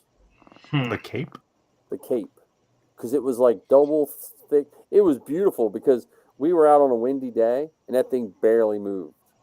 But it did. Like, if you see a lot of Vaders that wear too light of a cape, and they go out, and there's even a gust of wind, it blows up over their shoulder bell, which looks a little odd, So you have to get that weight of a cape.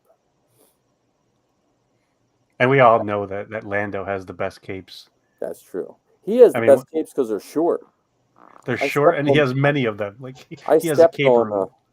I stepped on that cape a couple times when I was wearing that Vader. I'm making mine short. I'm going to make it short, and when I get my pictures, hopefully no one that does I'm just going to squat a little bit so it touches the floor. Because that long cape, man, because you back up, you step on it. And then all that weight of that cape, it pulls the shoulders back, and you're kind of top heavy with the helmet. So, yeah, that's why I don't wear any clothes with a train. Yeah. Yeah, I try to train out on mine too. The Guards of Alderaan. Yeah, that was a kind of a cool costume too. Though I like the ones from Canto Bight with the letters on them. Oh, the police officers? Yeah. That drove those really weird ships. Yeah. But Canto Bight, as much I know a lot of people hate the Canto Bight scene, that's exactly what a casino planet would have. I love Canto Bight. Yeah. But I'm just saying, like, you think of that, like Las Vegas has some nutty stuff. That would be Canto Bight. So. Well, I think even though it was meant to be a casino planet or a casino place, I think that was meant for the uber wealthy, where it's like in order to get in, like your dress code is like black and white. That's what this is. This is the checkerboard, the checkerboard club. If you're not wearing black and white, you can't be in here. Yep.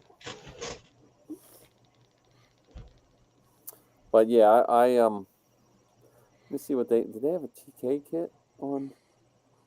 I think they only have a first order TK. Oh yeah, first order. But that's $700. That's not bad. That's not bad. Though you could probably get a Novus one cheaper because those are harder to wear. John, you'd be fine because you're thinner, but the front piece goes on with magnets, and then if you move a certain way, that whole front piece pops off. I don't know. The first order TK just seems tight. I'll be right back.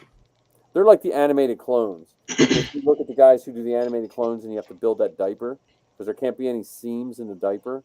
Mm-hmm. And that's why a lot of guys will do like a Rex, because you can hide, you can fudge the animated clone when you do like a Rex or anyone with a camera. You can kind of get rid of some of the headaches. Right. But yeah, they're sending me a Sabine helmet, I hope. Yeah, I think They still went for the Mando helmet. It was $700. Now that I look at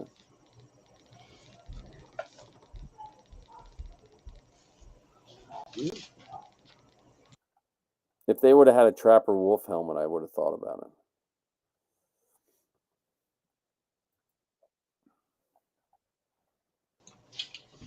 Yeah, I think once I get over the financial pill to swallow with this Kylo Ren, I think I might go for a Krennic. Yeah, I just like that. I like that officer suit. Yeah, I'm with you. I like the cape. You could paint yourself blue and be what's his face? Be Thrawn. Yeah. I still want to do a Chiss. It's a matter of, again, swallowing the pill of being blue. Yeah. Oh, what's really nice about the Novos thing or whatever, D Novos or whatever it is. It looks like they also offer like monthly payments for people, which is kind of nice.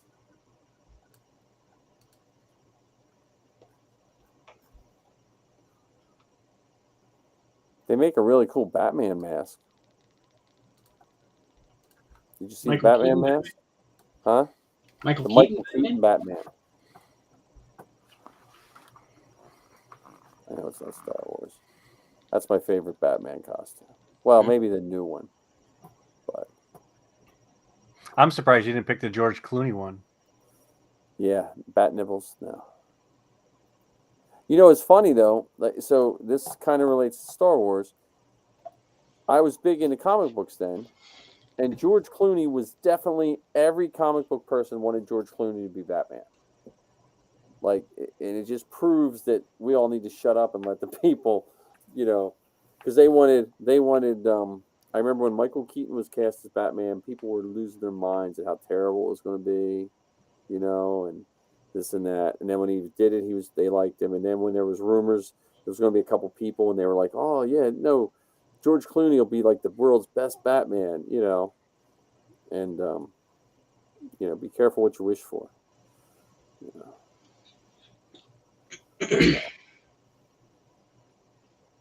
Did you pick your costume yet from Kenobi? Did you say what you would do? No, but I think I would do either the Fifth Brother or the Grand Inquisitor, if money and time were no object. Now, would you do the Grand Inquisitor how he is, or would you cave to the fans and do the mask from Utapau? Utapau. No, I'd do it how he is. Okay, good. I liked how he was. I didn't have a problem with it. Thought. Oh wow, we're all going at the same time. I'll pause. Go ahead, Mike. No, I just thought there's people that were going nuts about it. I was like, I don't know. If that's the worst thing that you think about the show, then the show must be pretty good. Ken? Oh, I was gonna say, I think it's funny that the Fifth Brother was in the Fast and the Furious franchise as Han Solo. I think that's just hilarious. Yeah, I like the look of the Inquisitors. I like the the subtle armor, and I think their concept within the story is neat. So well, I don't know if Zoe was when we were on last week was saying it, but the Inquisitor's cape on the inside is a whole bunch of little tiny Imperial symbols, which is really cool. Yeah, what would be funny is, what if the Inquisitor who was killed, like was stabbed, what if he dies and they're like, oh no, here's the new Inquisitor, and then they use that mask just to screw with the guys that were complaining about. So it's like they cloned the Grand Inquisitor. Yeah. Or he's all bandaged. His face is all bandaged up from the stab. Somehow he got an infection. He got a stab, and when they pull it off, he looks like made his head elongate. Yeah, just to mess with him, and mess up his teeth. Yeah. I don't know. I just, when I heard all those people complain, I was like, really? That's what you're complaining about? Because these are the same people that, like, 20 years ago were just begging for any Star Wars.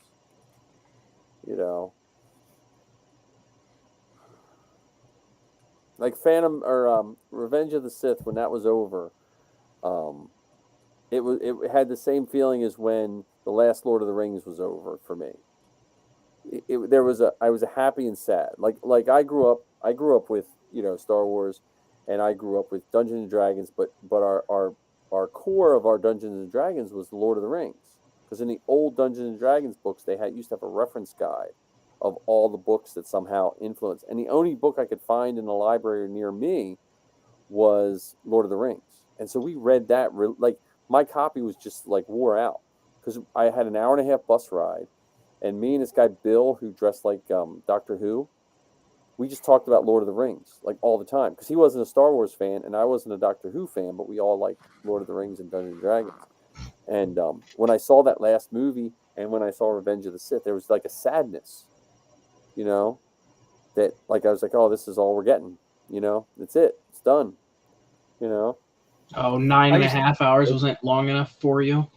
There's Anthony. I used to read Lord of the Rings once a year. I'd pick one of the books and read it each year. So, and it's amazing now to think, there was a time where they thought the movie was going to be the last one, whatever that was. So, yep. Empire Strikes Back, last movie, Revenge of the Sith, last movie, The Rise of Skywalker, potentially last movie. And now we're at this place in time where it's every 6 months there's something new, or even less than that, it seems. Whether you're talking animated, comic books, new live action stuff. My sadness of just not eating and drinking at Celebration. At one point I was thinking, what's going to be the last Star Wars movie that me and Zoe see before I die?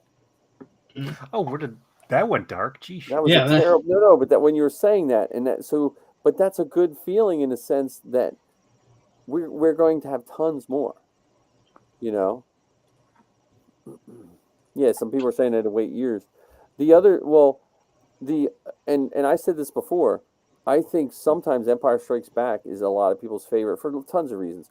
But I think when I was a kid, that was the first Star Wars movie that we waited for. Because the other Star Wars kind of came out of nowhere, at least for me. Like, oh, Star Wars, okay, let's go see it.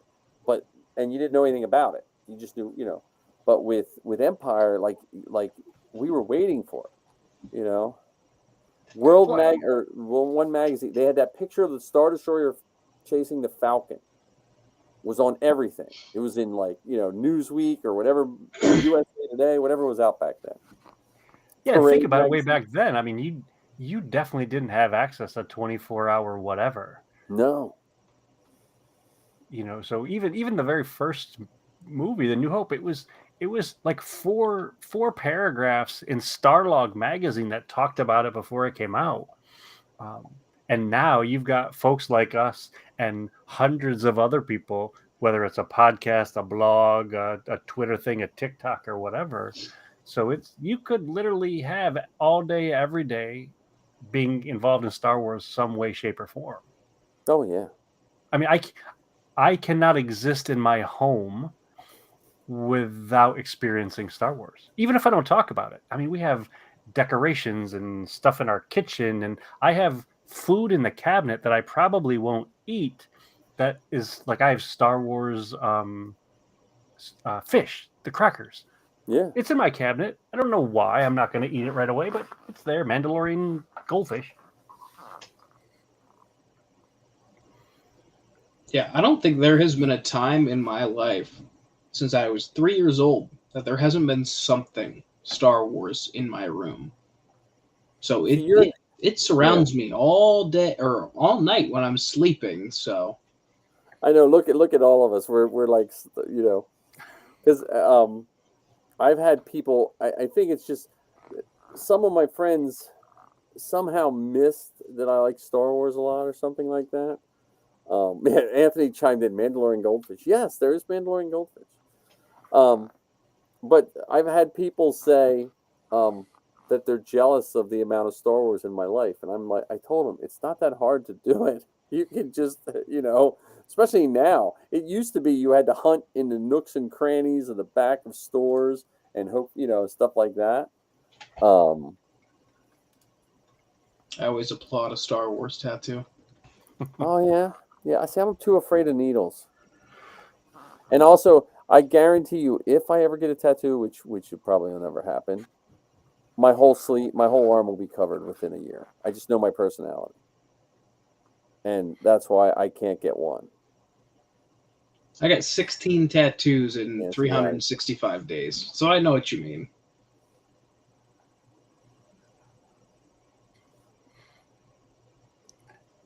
And the fact that our circle of friends continues to expand because of this random form of entertainment. So whether it's our buddy Anthony and the folks that we've had on our shows, or the folks that we meet standing in line at one of these events who send us an email or make a comment on something. It's fantastic. It's absolutely fantastic. And I wish there was a way of bottling that and sharing it with the people who piss and moan about stuff and say, experience this, like have a swig of this, and release all that other garbage that you're holding on to or that you're sharing with the world.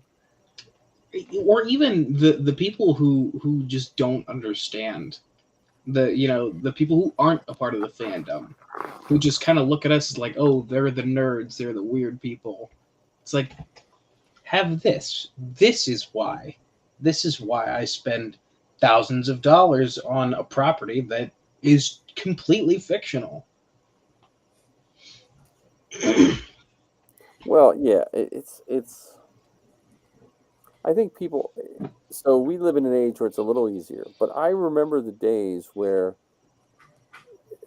you didn't mention that you read Lord of the Rings, or you didn't mention that you watched Star Wars. Like Star Wars had a good run when it first came out, but then people forget, between Empire and Jedi, there was only a big chunk of the fandom left, and you were made fun of.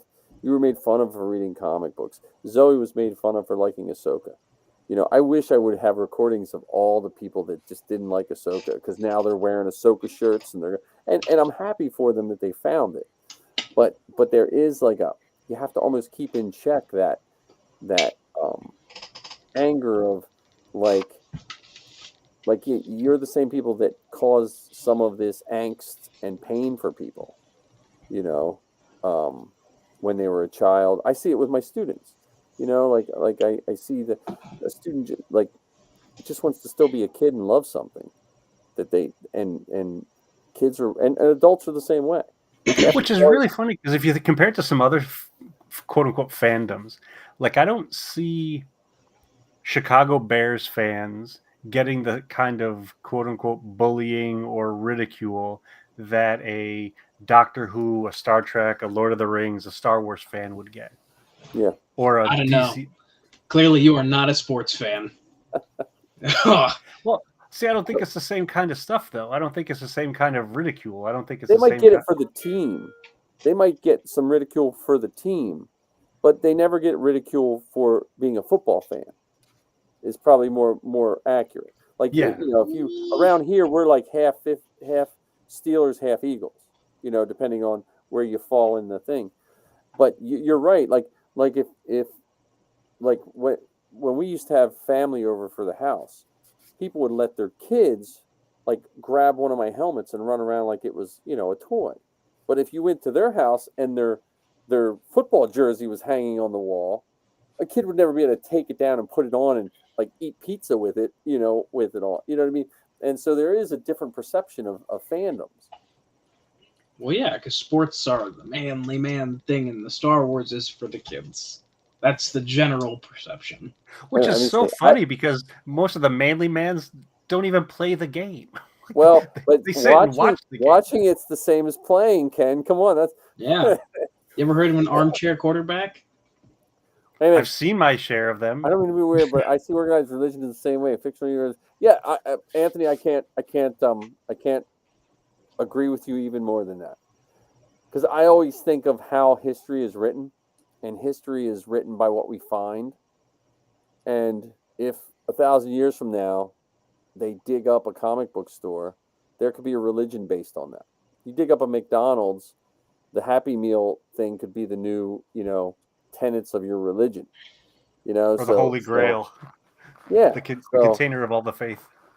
But yeah, no, it is a fandom. I mean, and at least to bring it around to that religious, hopefully not to offend anyone, but that's what drives my family.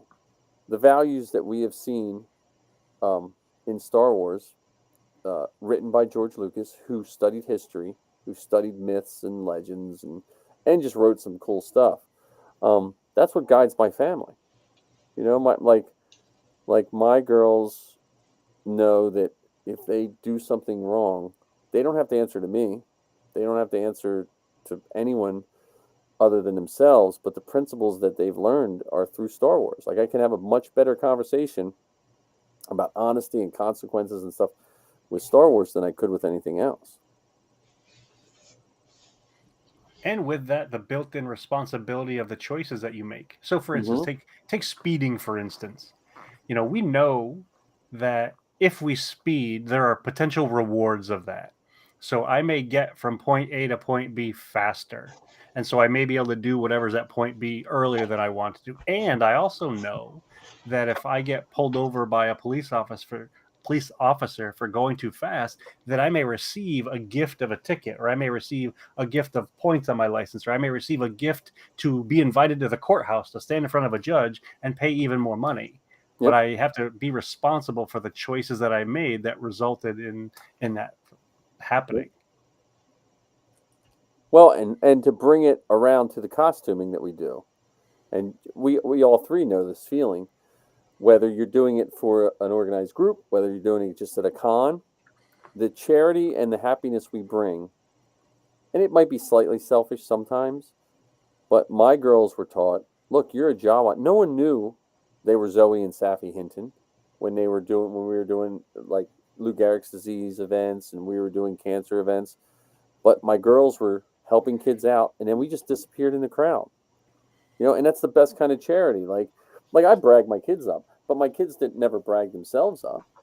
You know. Yeah, that's a good one too. Because nature doesn't provide example. Yeah. Well, and I've said this before, at least in my family, we had a lot of loss. Celebration Orlando. My wife's mom died.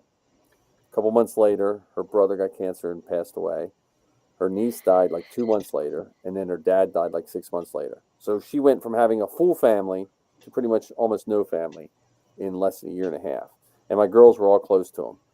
And I feel like the emotions that Zoe and Safi felt through all their fictional characters helped them get through that. You know, because sometimes you have to stop crying for the reality of stuff. Like sometimes you have to move on with life. But then when you watch that fictional show, you can let that out. You can experiment with that grief without having to answer for the grief. Because sometimes the hardest part of grief is to have to keep answering, are you okay? And I feel like that's what helped my kids through that.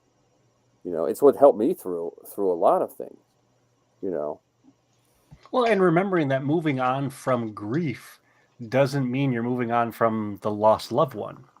And it doesn't mean that you're less respectful to that person that's gone or that you've forgotten them. It just means I don't want to suffer anymore because of that grief. Yep. It happened, and it will continue to happen as long as we draw breath. There will be moments of grief, and there will also be moments for us to reflect on the joy that we shared with that person, and or the joy that can come in the future. Well, and the funniest thing about all that, Missy's parents, who I'm sure never saw Star Wars, I'm sure, when we first started trooping, they looked at me like I was like torturing my children. They went to a library event. Zoe was probably 8. She hosted it and spoke. After that, they would always ask, "When's your next event?" They would just show up. They show up to a free comic book. I don't think either of them had ever been in a comic book. They would just show up. These 75, 80-year-old people, just to support my kids because they just saw what it did. Like they didn't understand until they saw it, and so that's another joy. Like I get happy just thinking about, thinking about that. And when you sit back and look at some of the other folks that do similar things, so the father and son podcaster, Yep. Or even the three of us, as silly as it may sound, we're developing the ability to explain stuff to folks, to connect with each other, to pause long enough to understand things from each other's perspectives. And even though I may not agree with your thought, or I may not have the same idea, okay. And you don't have to have my same idea or my thought, but at least you're kind enough to allow me to share, and I display the kindness enough to allow you to share. And at the end of the day, still pals. At the end of the day, Yep. still enjoy it. At the Yep. end of the day, still wanting to get together. Now, have you listened to their podcast from Celebration? I listened to part of the Star Wars Geek Girls. No, but his No, father not and yet. son, they were on the podcast stage right after us, and so we stayed to support them, and not that they needed our support or anything, but he did Family of Star Wars, and he talked about his youngest son has autism, and he brought in some and it's an awesome episode. So if you're looking for something to listen to, I'll have to check that one out this week. And I'm glad Anthony's here. I barely got to see Anthony, but I had such a fun time with him, and he got to see me at my worst because I was running on no sleep, and then we went and bought a burger at Downtown Disney, $100 for a burger and shakes. So that's the most I've paid for 2 burgers and a shake. But say that again. It was $100 for the 2 of you. For 2 of us, 2 burgers, 2 shakes, 2 vegan shakes. He brought the check. It was $93. I was like, holy shit. I should have probably looked at the prices. And yours is a meatless burger too, isn't it? Huh? Yours is a meatless burger. Yeah. You had to pay extra. I guess they're like, the problem is some places charge you like an extra here and an extra there for everything that's meatless and vegan, and apparently they did. It was good. I'm glad it was good before I got to check, or I would have probably had a heart attack. But wow, and you can't even blame the high cholesterol on the burger for that. No. But the only other high bill I had, we went to Anthony, it was awesome. We went to Scum and Villainy, and it was a lot of fun. Now, I don't drink, so I got a soda. Well, we were there. Missy drinks, so she's getting a couple drinks, and the girls were there. Sal was there. Well, Axel and Sal were friends with one of the bartenders, and Axel thought all the food was free. So he told the girls, so the girls were getting fries and stuff and eating, and I got that bill, and it was $342 because the food wasn't free. I was like, oh crap. So send that bill to Sal. That was no. Sal still got his own bill. Sal got that was just for me, because the girls were eating fries all night, but they had to order them out from another restaurant. But see, Axel didn't realize, so Sal got a big bill too. So I was like, but I should have learned from that, but I don't know. I'm also one of those people where when me and Zoe went, I grew up where we had to nickel and dime everything. So I try to, when we do things, I try to overestimate how much money I need, so I don't have to be that nickel and dime. Like, I'll nickel and dime in daily life. Up to it. Yeah. But if I'm, when they were little, I would never take them to a store. Like, I always thought it was mean when guys would take their kids to a toy store and not have any money to buy them something. Like, just don't take them. If I went to the comic store and I didn't have any extra money, I just wouldn't take them when they were little. And if I took them, I'd be like, oh, okay, you can get a comic book or something. I just always, I tried to be mindful of that, just because I was always told no when I was a kid. Because my grandparents didn't have any money, So anyway, but yeah, that was my experience. But Anthony, it was fun seeing Anthony. And then he showed me the Star Wars store in Downtown Disney. Like, there's like the trading post or something. And man, I think Zoe bought a couple things there. That was cool. because we weren't. Is that the getting one that has the throne from Boba Fett? We did not see the throne, but it probably did. But it was probably right there. We were just beat. Like we were running on fumes that day. I forget what night that was, but every night we were running on fumes because we never caught up. Because you always think, oh, I'll sleep on the plane. Well, that doesn't work. And then that nice stop in Milwaukee, or in Minnesota, that was really exciting. Just enough time to make you not be able to sleep even more. Just to break up that REM speed. Yeah. So, and I was petrified of her helmet. Like that's what kept me awake because I was like, I don't want to kick the helmet. I was like, it was like in a bag. So that was my big takeaway. I'm amazed how quick they are putting out toys and merchandise from the Obi-Wan show. Yeah.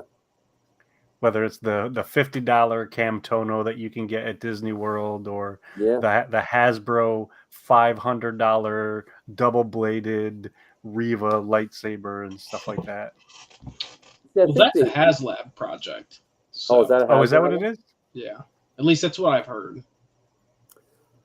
Yeah, I wish action figures would come back. Like, I wish they would do something to make them come back for kids. I think we would get...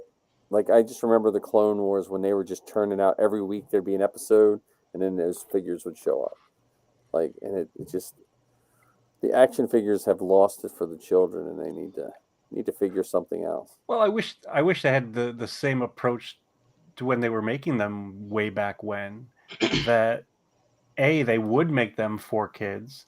They would, not only from the perspective of the playability or the folks from Kenner would say, the toyetic properties of it, but the price. Oh yeah. Even a 3 3/4 inch retro 5 points of articulation, figures, $15. Yep. You could now they make a cheaper line that you can get at Five Below. Well, I don't know. Do they make it specifically for Five Below, or they make a specific? They're just like a straight little, like $5 Mando. It's not even on a card. It's in a little tiny skinny box. Oh wow! Okay. Yeah. So. But yeah, I wish I wish they would figure out a way to get kids interested, or something. Hey, sorry, man. Sorry. Sweet dreams, Anthony. We'll catch up soon. I told them that we're going to be recording our next episode soon. You're in charge. You're the... Yeah, I just wish they would, like, I liked when they had, what was the game that you bought the figures and they sit on the little mat? Disney Infinity. Oh, yeah. I wish they would do something like that to make, because that's what generates the better toys. Like I'm with you. The price wise, some of them look nice sitting around, but the price wise it's just getting out of hand for. And what are you going to say to a kid? Like, here, I can get you a $35 figure, or you can go to GameStop and you can probably get a game for almost that price. You might be able to get 2 games, especially if they're used ones. Yeah.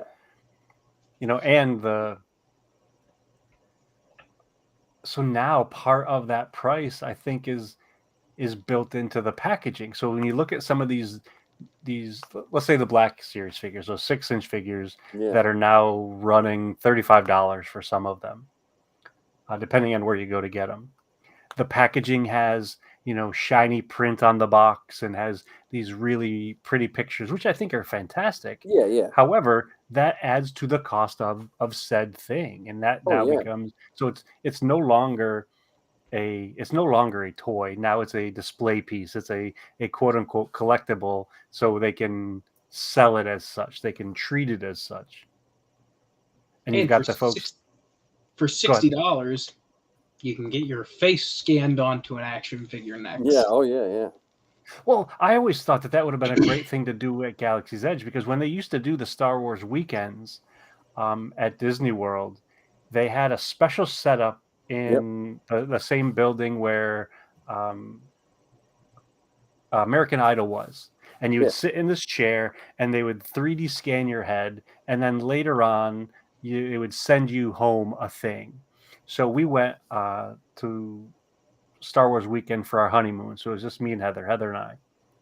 And I got my face scanned and put onto Han Solo in carbonite.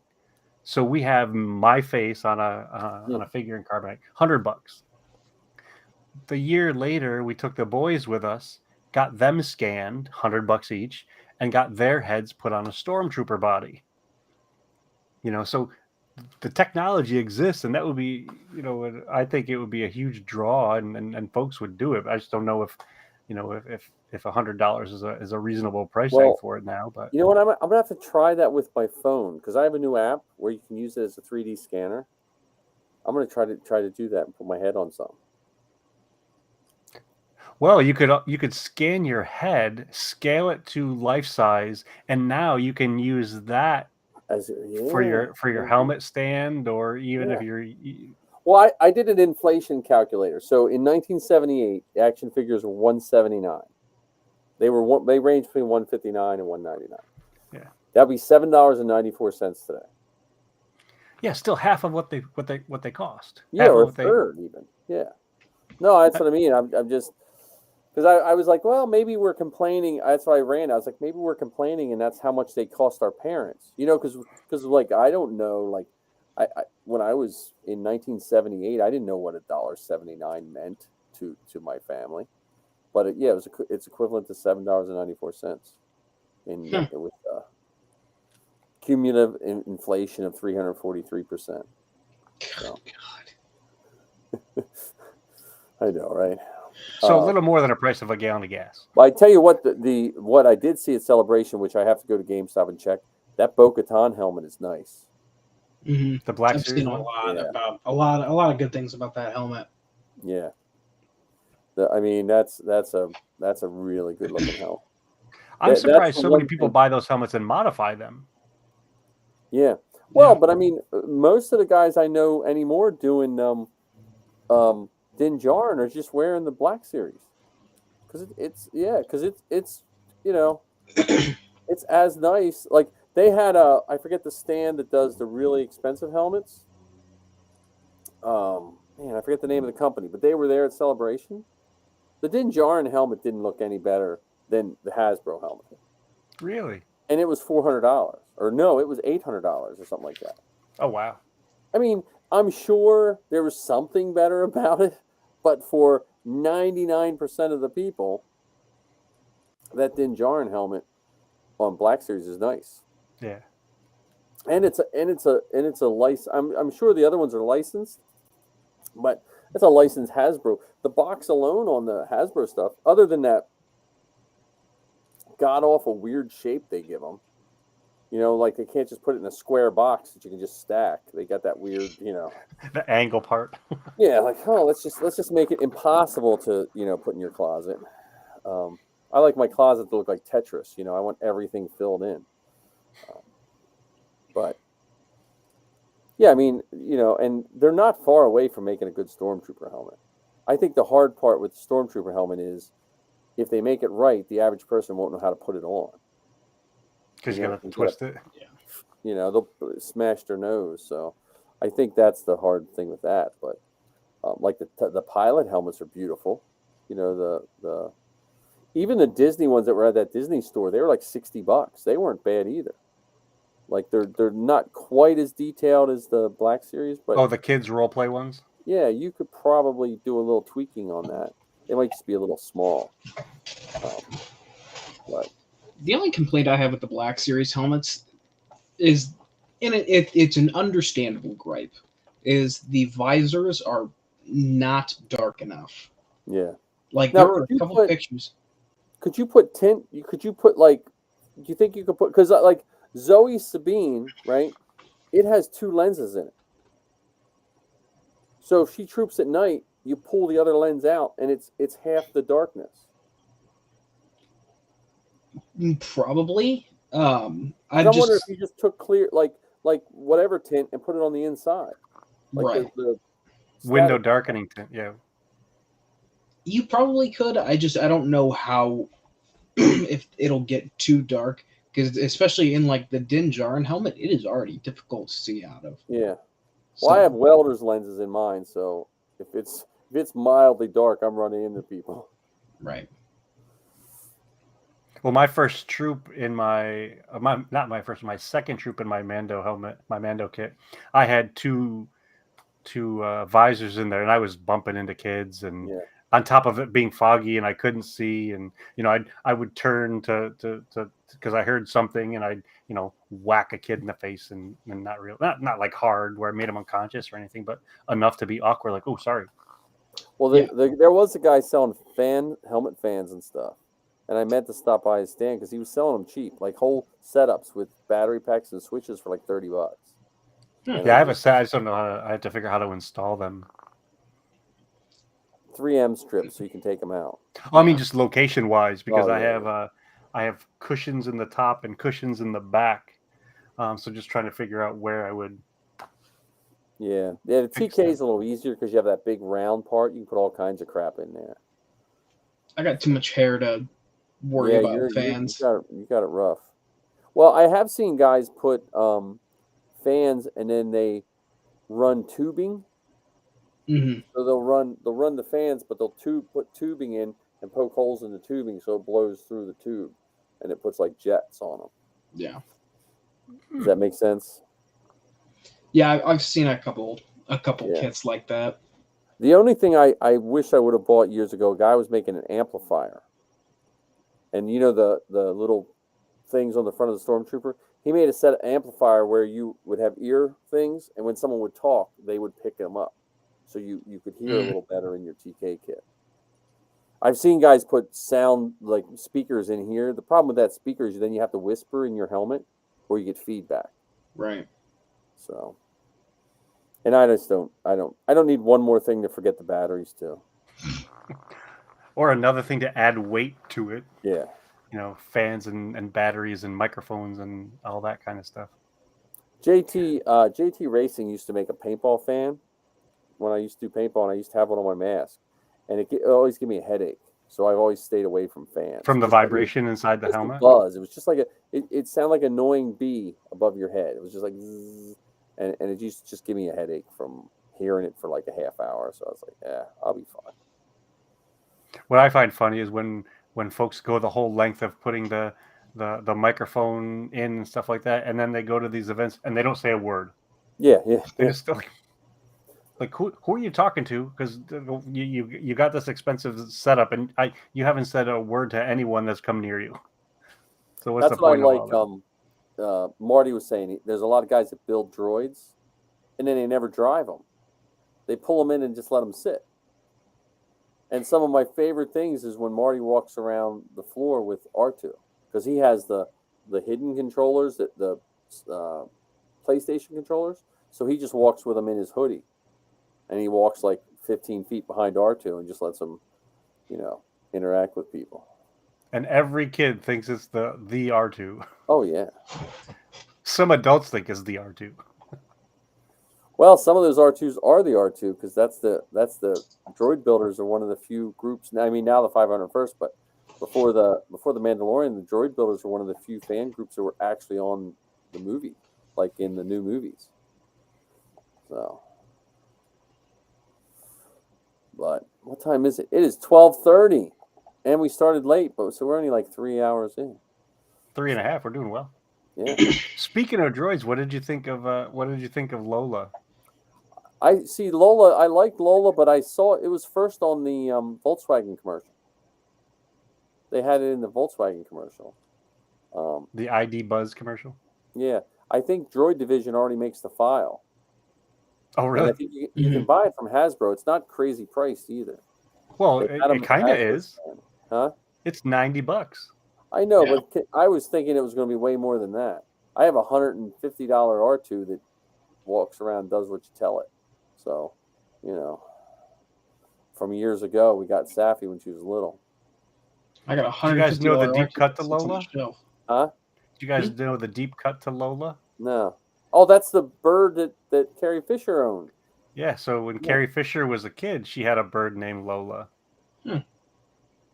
which I thought was once again the reverence and kindness and caring that they put into even something as seemingly simple as a name. Yep. Well, and that's what I think, that's what Star Wars fans like, because every one of us three are the most Star Wars person one of our friends knows. You know, like anytime Star Wars is mentioned, 50 teachers stick their head in my door. Hey, did you hear this new Star Wars movie? Hey, did you really, and we like knowing that little bit more. We can tell them, like, almost as like a thank you for remembering us as the Star Wars people. Well, there's a couple of people at work that I don't even think they know my name. They just call me Mr. Star Wars. That's funny. I've had. Go ahead. I was going to say, I think the best one is I had someone ask me last week, "Oh, hey, did you know there's a new show about Obi-Wan out?" It's like, oh no, I didn't even know. Wow, God, I'm gonna have to get on it. Well, we went out to eat, me and Missy this afternoon, because it was Missy's last day of school, and we went to the place me and Anthony went to decades, and the waiter saw my Boba Fett shirt, and he said, "Hey, did you hear there's a new Obi-Wan show?" And I was like, "Yeah, I got to see it with Ewan McGregor and a bunch of people over in California," and he was like, "Of course you did." Huh? Of course you did. That's. And then I paid with my Star Wars credit card, so it really impressed him too. Well, so we had this work event offsite. It was a full day brainstorming session or whatever, and I drive a little black car. And Heather, one year for Christmas, got me seat covers that Star Wars logo. That's all that's on it. It's just black seat covers, Star Wars logo. And so we have the breakfast, the continental breakfast or whatever. Then we have a breakout, and then there's a little break where we can get up and chit chat with folks. Someone comes over to me and says, "Do you drive a black car?" I'm like, "Yeah, why?" Like, "I knew that was yours." I'm like, "What do you mean that you knew that was mine?" Like, "There's a car out in the parking lot with Star Wars seat covers. It's gotta be your car." Yep, that's my car. Funny. Yeah, that's the best. Or the people who actually, I went to Lowe's the other day, and I was wearing a Mandalorian T-shirt, and the sleeves on it are a little bit shorter because it's a little bit older of a shirt. You can clearly see both of my upper arms with all my tattoos. So I swear to God, and it wasn't satirical at all. She's like, "Oh, are you a Star Wars fan?" And I was like, I kind of like it. She's like, "Oh, I would have guessed you were a bigger fan based on your tattoos." And I'm like, "Hold on, you were serious? What do you mean?" Do you not realize I get together on Wednesdays and talk about Star Wars for 4 hours? It's always funny though, when you have a costume picture of yourself or your friends. Like I used to have a picture of Marty, Dan, Zoe, and Safi, all R2, 3PO, and I would show people that, and it would just we just take it for granted, like in some ways, like when I saw this costume celebration, there was awesome stormtroopers, but I'm so used to seeing stormtroopers, I was more taken with all the other, So I loved in this episode of Obi-Wan where you got this one and the last one where you got to see super dirty ones and then super clean ones on the Inquisitor base, like shiny clean. Yep. I don't know. I still don't like the new ab plate. Makes me uncomfortable. Yeah. Well, but see, you got to look. So if you look for the old ab plate, that's probably 501st people. Right. And the weird joining strips that aren't joining strips, that are just ridges and. Oh yeah, that is kind of weird. But they probably made a half dozen of those suits for the close-up stuff or the stuff that they did in the volume. Because I guarantee all the 501st guys were probably done outside. Yeah. And did you see that they made clone trooper suits? Yeah. Mm-hmm.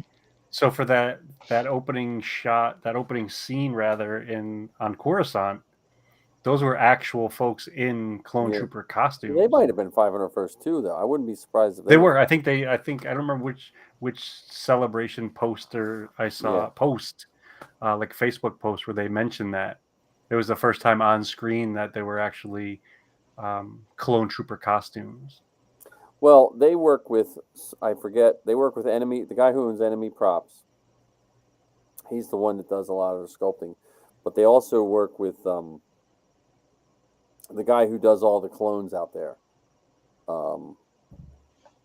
Imperial Outfitter or something like that.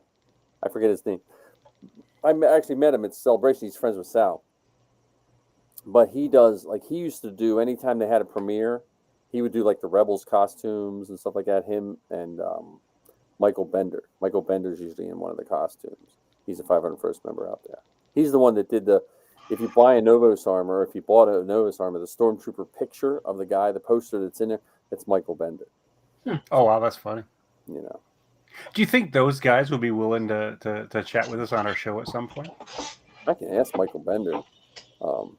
He's a nice enough guy. He's just, you know, he once a year sells a coin to raise money for some charity. And so last couple of years I bought his coins, and, you know, I've chit-chatted with him here and there. I'll ask him. I mean, I'm hoping every one of those guys that got to be on it in some way, shape, or form have a way to parlay it into a couple bucks. You know what I mean? I'm just always happy for those people, because I'm happy when stars come to conventions and we crazy amount of money, but I'm also happy to see people like Dominic Pace and some of these other people that are just charging enough that they're going to make some money, but the fans can still get that little bit of touch of magic. You know what I mean? Like, I can just talk to someone who was on set. I think that's something that really makes people happy. Yeah, especially if it's done with the same kind of kindness and reverence that's possible. Because it's one thing to be like, hey, I don't know if you realize this or not, but I'm way cooler than you because of X, Y, and Z. Versus, you know, someone like Ashley, who she's probably made a pretty penny from all the work that she's done, you know, and is fairly comfortable in life, and still shows kindness and courtesy and respect and attention whenever somebody comes to her booth or asks for a picture with her or asks for an autograph. Oh, and even her husband. You and I were chatting up with her husband. You know, I felt like we could have asked him to go to lunch with us, and he would have said yes. I just had that kind of sense. I wish I would have seen him at Celebration, because I would have loved to get another picture of him, just to mess. Because he always looks at me like I'm a little bit weird. What, you want a picture of me? So,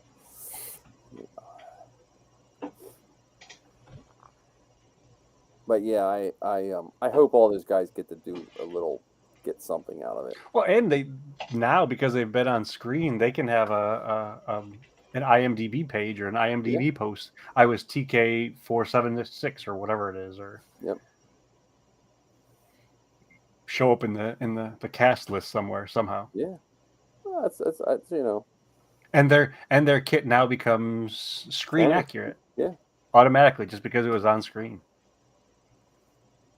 One more CRL. Yeah. I'd love to be Gene's guy from the second season of The Mandalorian. Yeah. You know, the guy who got caught behind the door. When Lucasfilm used to do calls for stormtroopers, you had to fit into a certain height and a certain weight, because I was always too heavy to do that. And when they used to do Vader calls, you had to be like 6'4" or 6'3" barefoot. You couldn't, like, they didn't want someone who had a lifted costume or anything. You know, they were always fairly picky about that. The stormtroopers were always had to be between 5'8" and 5'10" and 100 and no pounds or something like that. And I was always just a little too heavy. Even when I was thin, there for a while I was pretty thin, but I was not thin enough to be a TK. I don't know if my FX kit would have passed it either, because you'd have to send, when the girls did when the Rebels premiered, they premiered at the movies. I had to send pictures of their Jawa costumes in